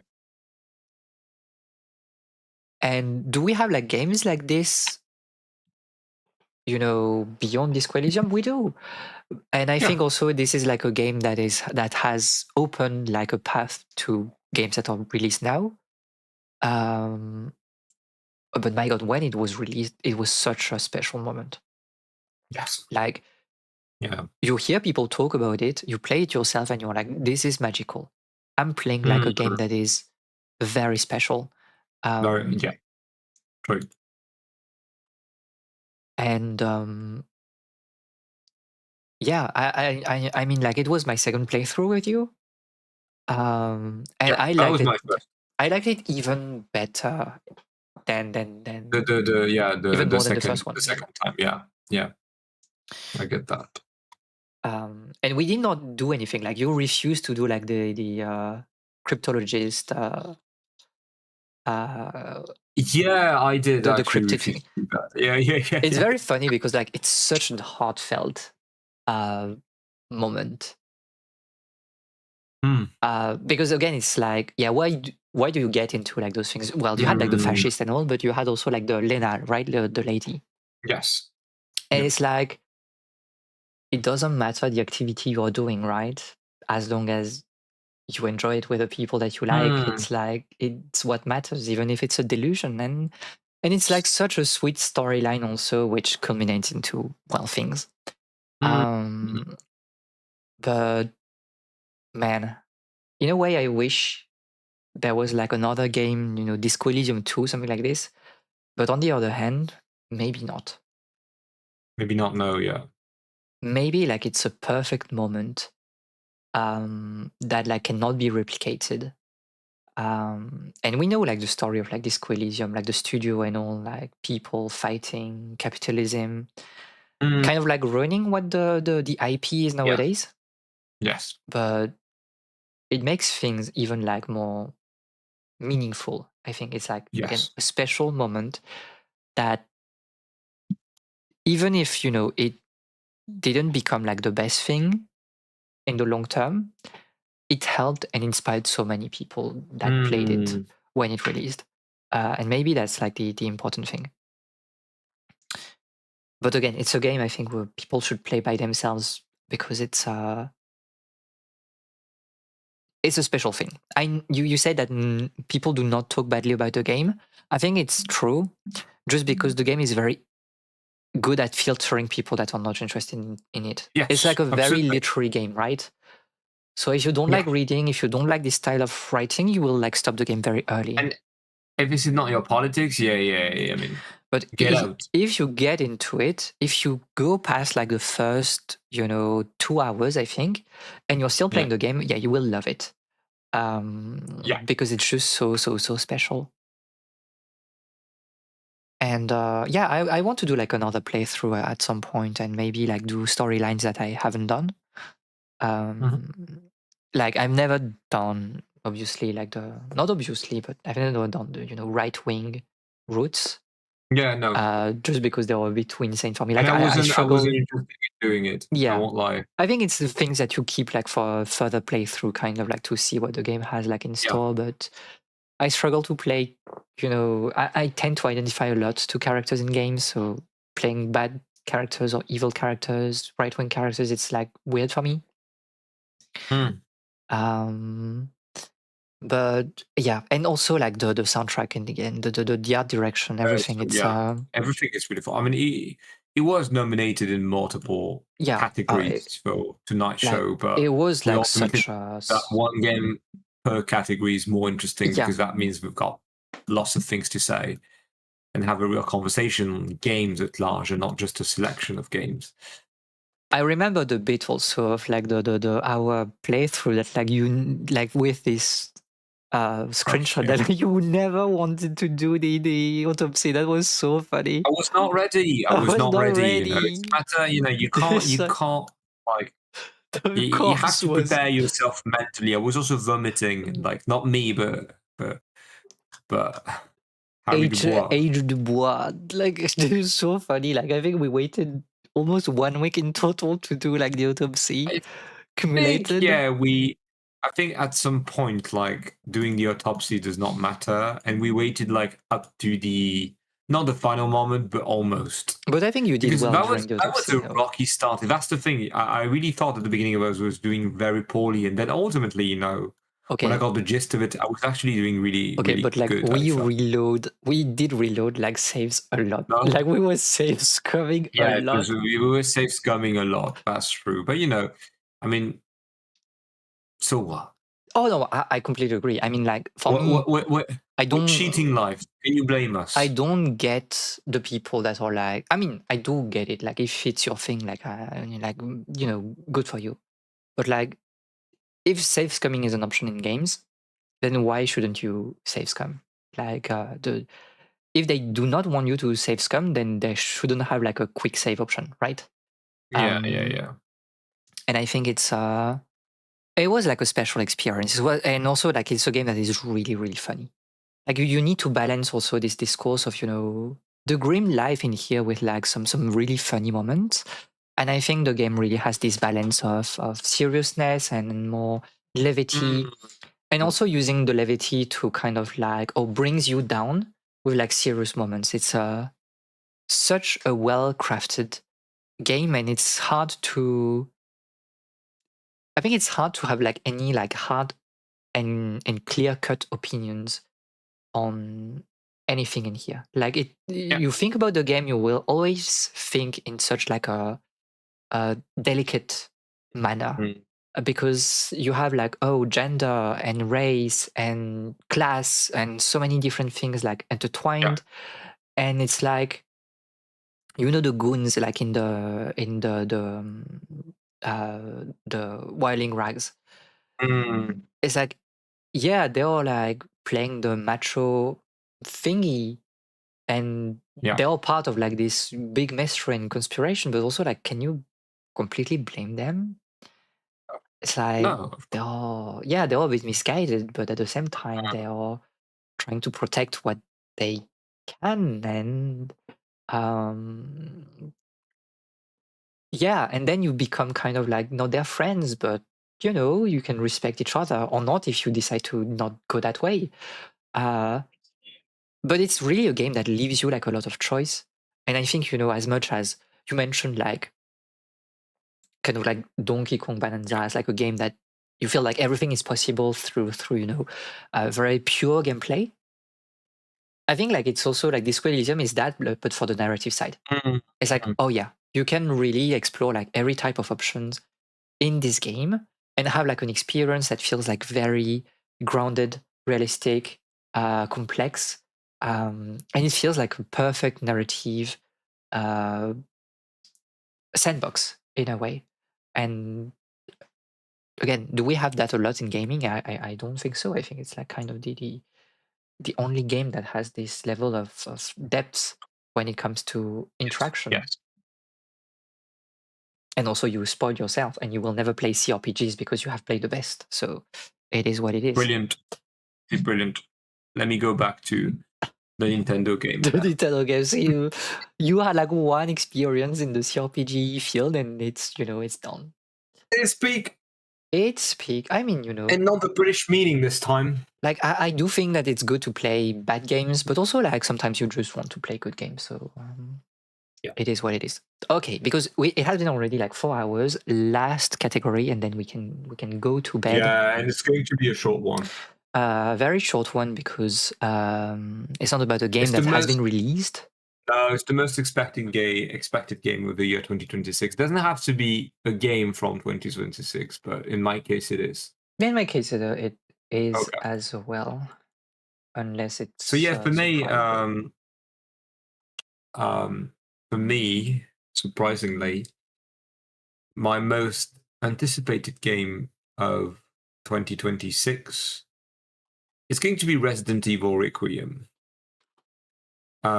Not because I've been not because I've liked the recent Resident Evil games. Not really. I've liked Resident Evil 4 remake. It was really good. I've liked the remakes overall, not 3. Yeah, I mean, we know thought that 3 3 was was like meant to be a DLC of yeah, it Tony. was meant to be a DLC. It's a weird. It's in a weird spot. It's a fun game, but it's a game about nothing really. So the thing is with Resident Evil Requiem is that you see, usually I don't watch game trailers. I watch the first trailer to get an idea of the game, and then I stop. If I'm interested, I don't need to watch more. Really, I want to have the prize. Like, for example, I'm very excited about the next Fire Emblem game. I've seen the first trailer. I'm not going to watch any other trailer. I know I'm going to buy this game, so that's all that matters at the end. But in the case of Resident Evil Requiem, I've watched every trailer for that game because I don't know what to expect from it. Yeah, Like, if they were like, oh, but that's going to be a bit more of an investigative, like slow burn Resident Evil, and then Leon S. Kennedy gets into the mix, and suddenly it's Resident Evil 4 again with the chainsaw. What's going to be the direction like? Same thing with, it's first person, they can be third person if you want to. And I've seen demos, and, both look actually great. So I'm really interesting about that one. I'm really interested about that one, sorry. And I do find it interesting. So we'll see. We'll see. Is it going to be like Resident Evil 8, which I didn't like? Yeah, it was like such a, I don't know. It was like a culmination of like the streamer experience. IDs. Yeah. That didn't really mesh well. But Resident 9 Evil feels 7, I didn't vibe with it. Yeah, but here it feels like a return to in some ways, not completely, but a return to form, to not even to form, but like to old school design maybe. Yeah. And again, like not in a very like, oh, the past is better, but like, oh, we take some elements that worked back then, and we're trying to do something new, something like forward looking with it. And I think I'm not vibing with horror games or Resident Evil as much as you are. Yeah. It's also the problem is that I love the first RE games so much, like 1 through 4, even though it's not a personal favorite, but I really like 4. That especially remake, RE1 remake is one of my favorite games of all time. That whatever the direction this series takes, I'll be there no matter what. But you're unfortunately the lore connoisseur. Oh, I know my Resident Evil lore. I know how stupid this is. If you think like your lore is stupid, no, it's nothing compared to Resident Evil. Why? There are so many AI images just for Resident Evil It's 9. I don't know why Why? it's so Like insane. the game has been announced. You don't have to. That's a cool shot. You don't have to pretend that it's Resident Evil Apocalypse with Chris Redfield. Yeah. Like, what are we doing here? But yeah, no, very excited about that one. My most anticipated, expected game of the year. Yeah.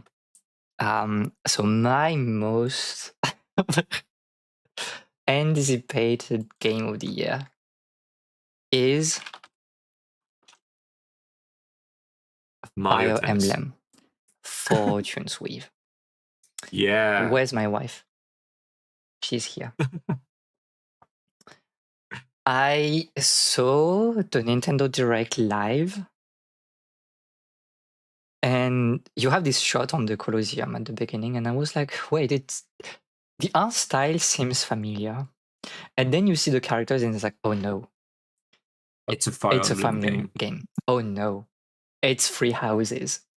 And we had the same opinion, I think, on Three Houses. I think it's like such a lovely game for what it tries to do with like It's a wonderful game. all those characters coming together and stuff and interacting with each No, other. for real. And It's so well rounded, so Yeah. well written.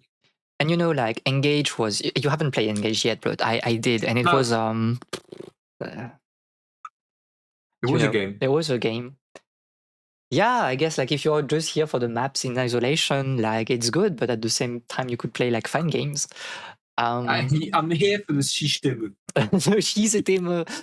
But like Engage was such like left such a sour taste with me, and I really wanted like something better than this. And we had nothing for quite a while, which is okay because we already had like one Fire Emblem game on the Switch, so you would be like almost greedy to kind of like. We've got two.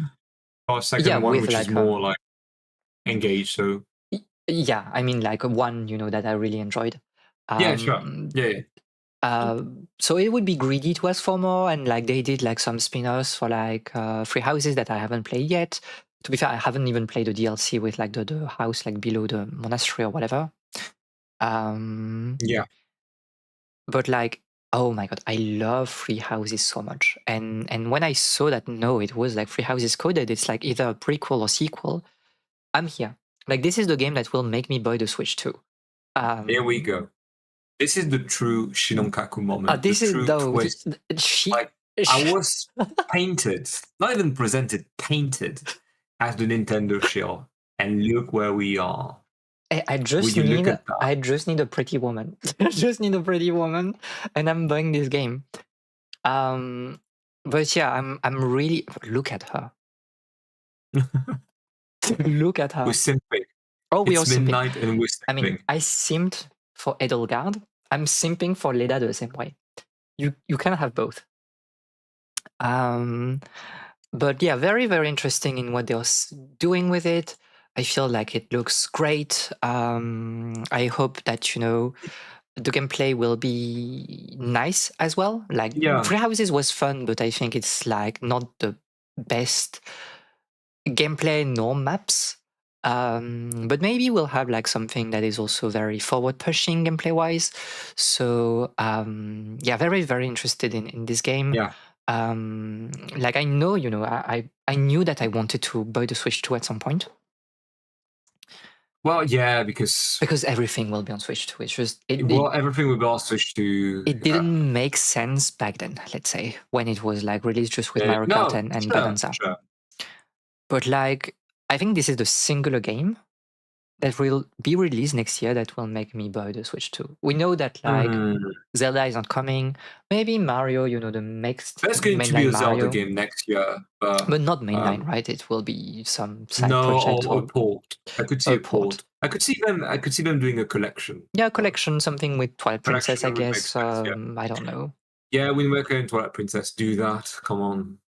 But come on, Nintendo. Come on, the Nintendo shilling. Just do that. No, don't release Wind Waker HD and Twilight Princess HD separately for $70. I mean, at this point, they should also put, like Skyward Sword in the cartridge, but Yeah, but we'll be like, yeah, but we made a game for Switch one day. Yeah, We know yeah, Nintendo. I know. But like, yeah, this is the game that is really like will make me buy the Switch to 100%. Yeah. I think I know I'm weak. I love Fire Emblem. I know that you haven't played all the Fire Emblems. No, I did no. most of them, almost all of them. Uh, So yeah, I'm weak. I'm weak. it's good to be weak sometimes. And sometimes it's okay to be a Nintendo shill.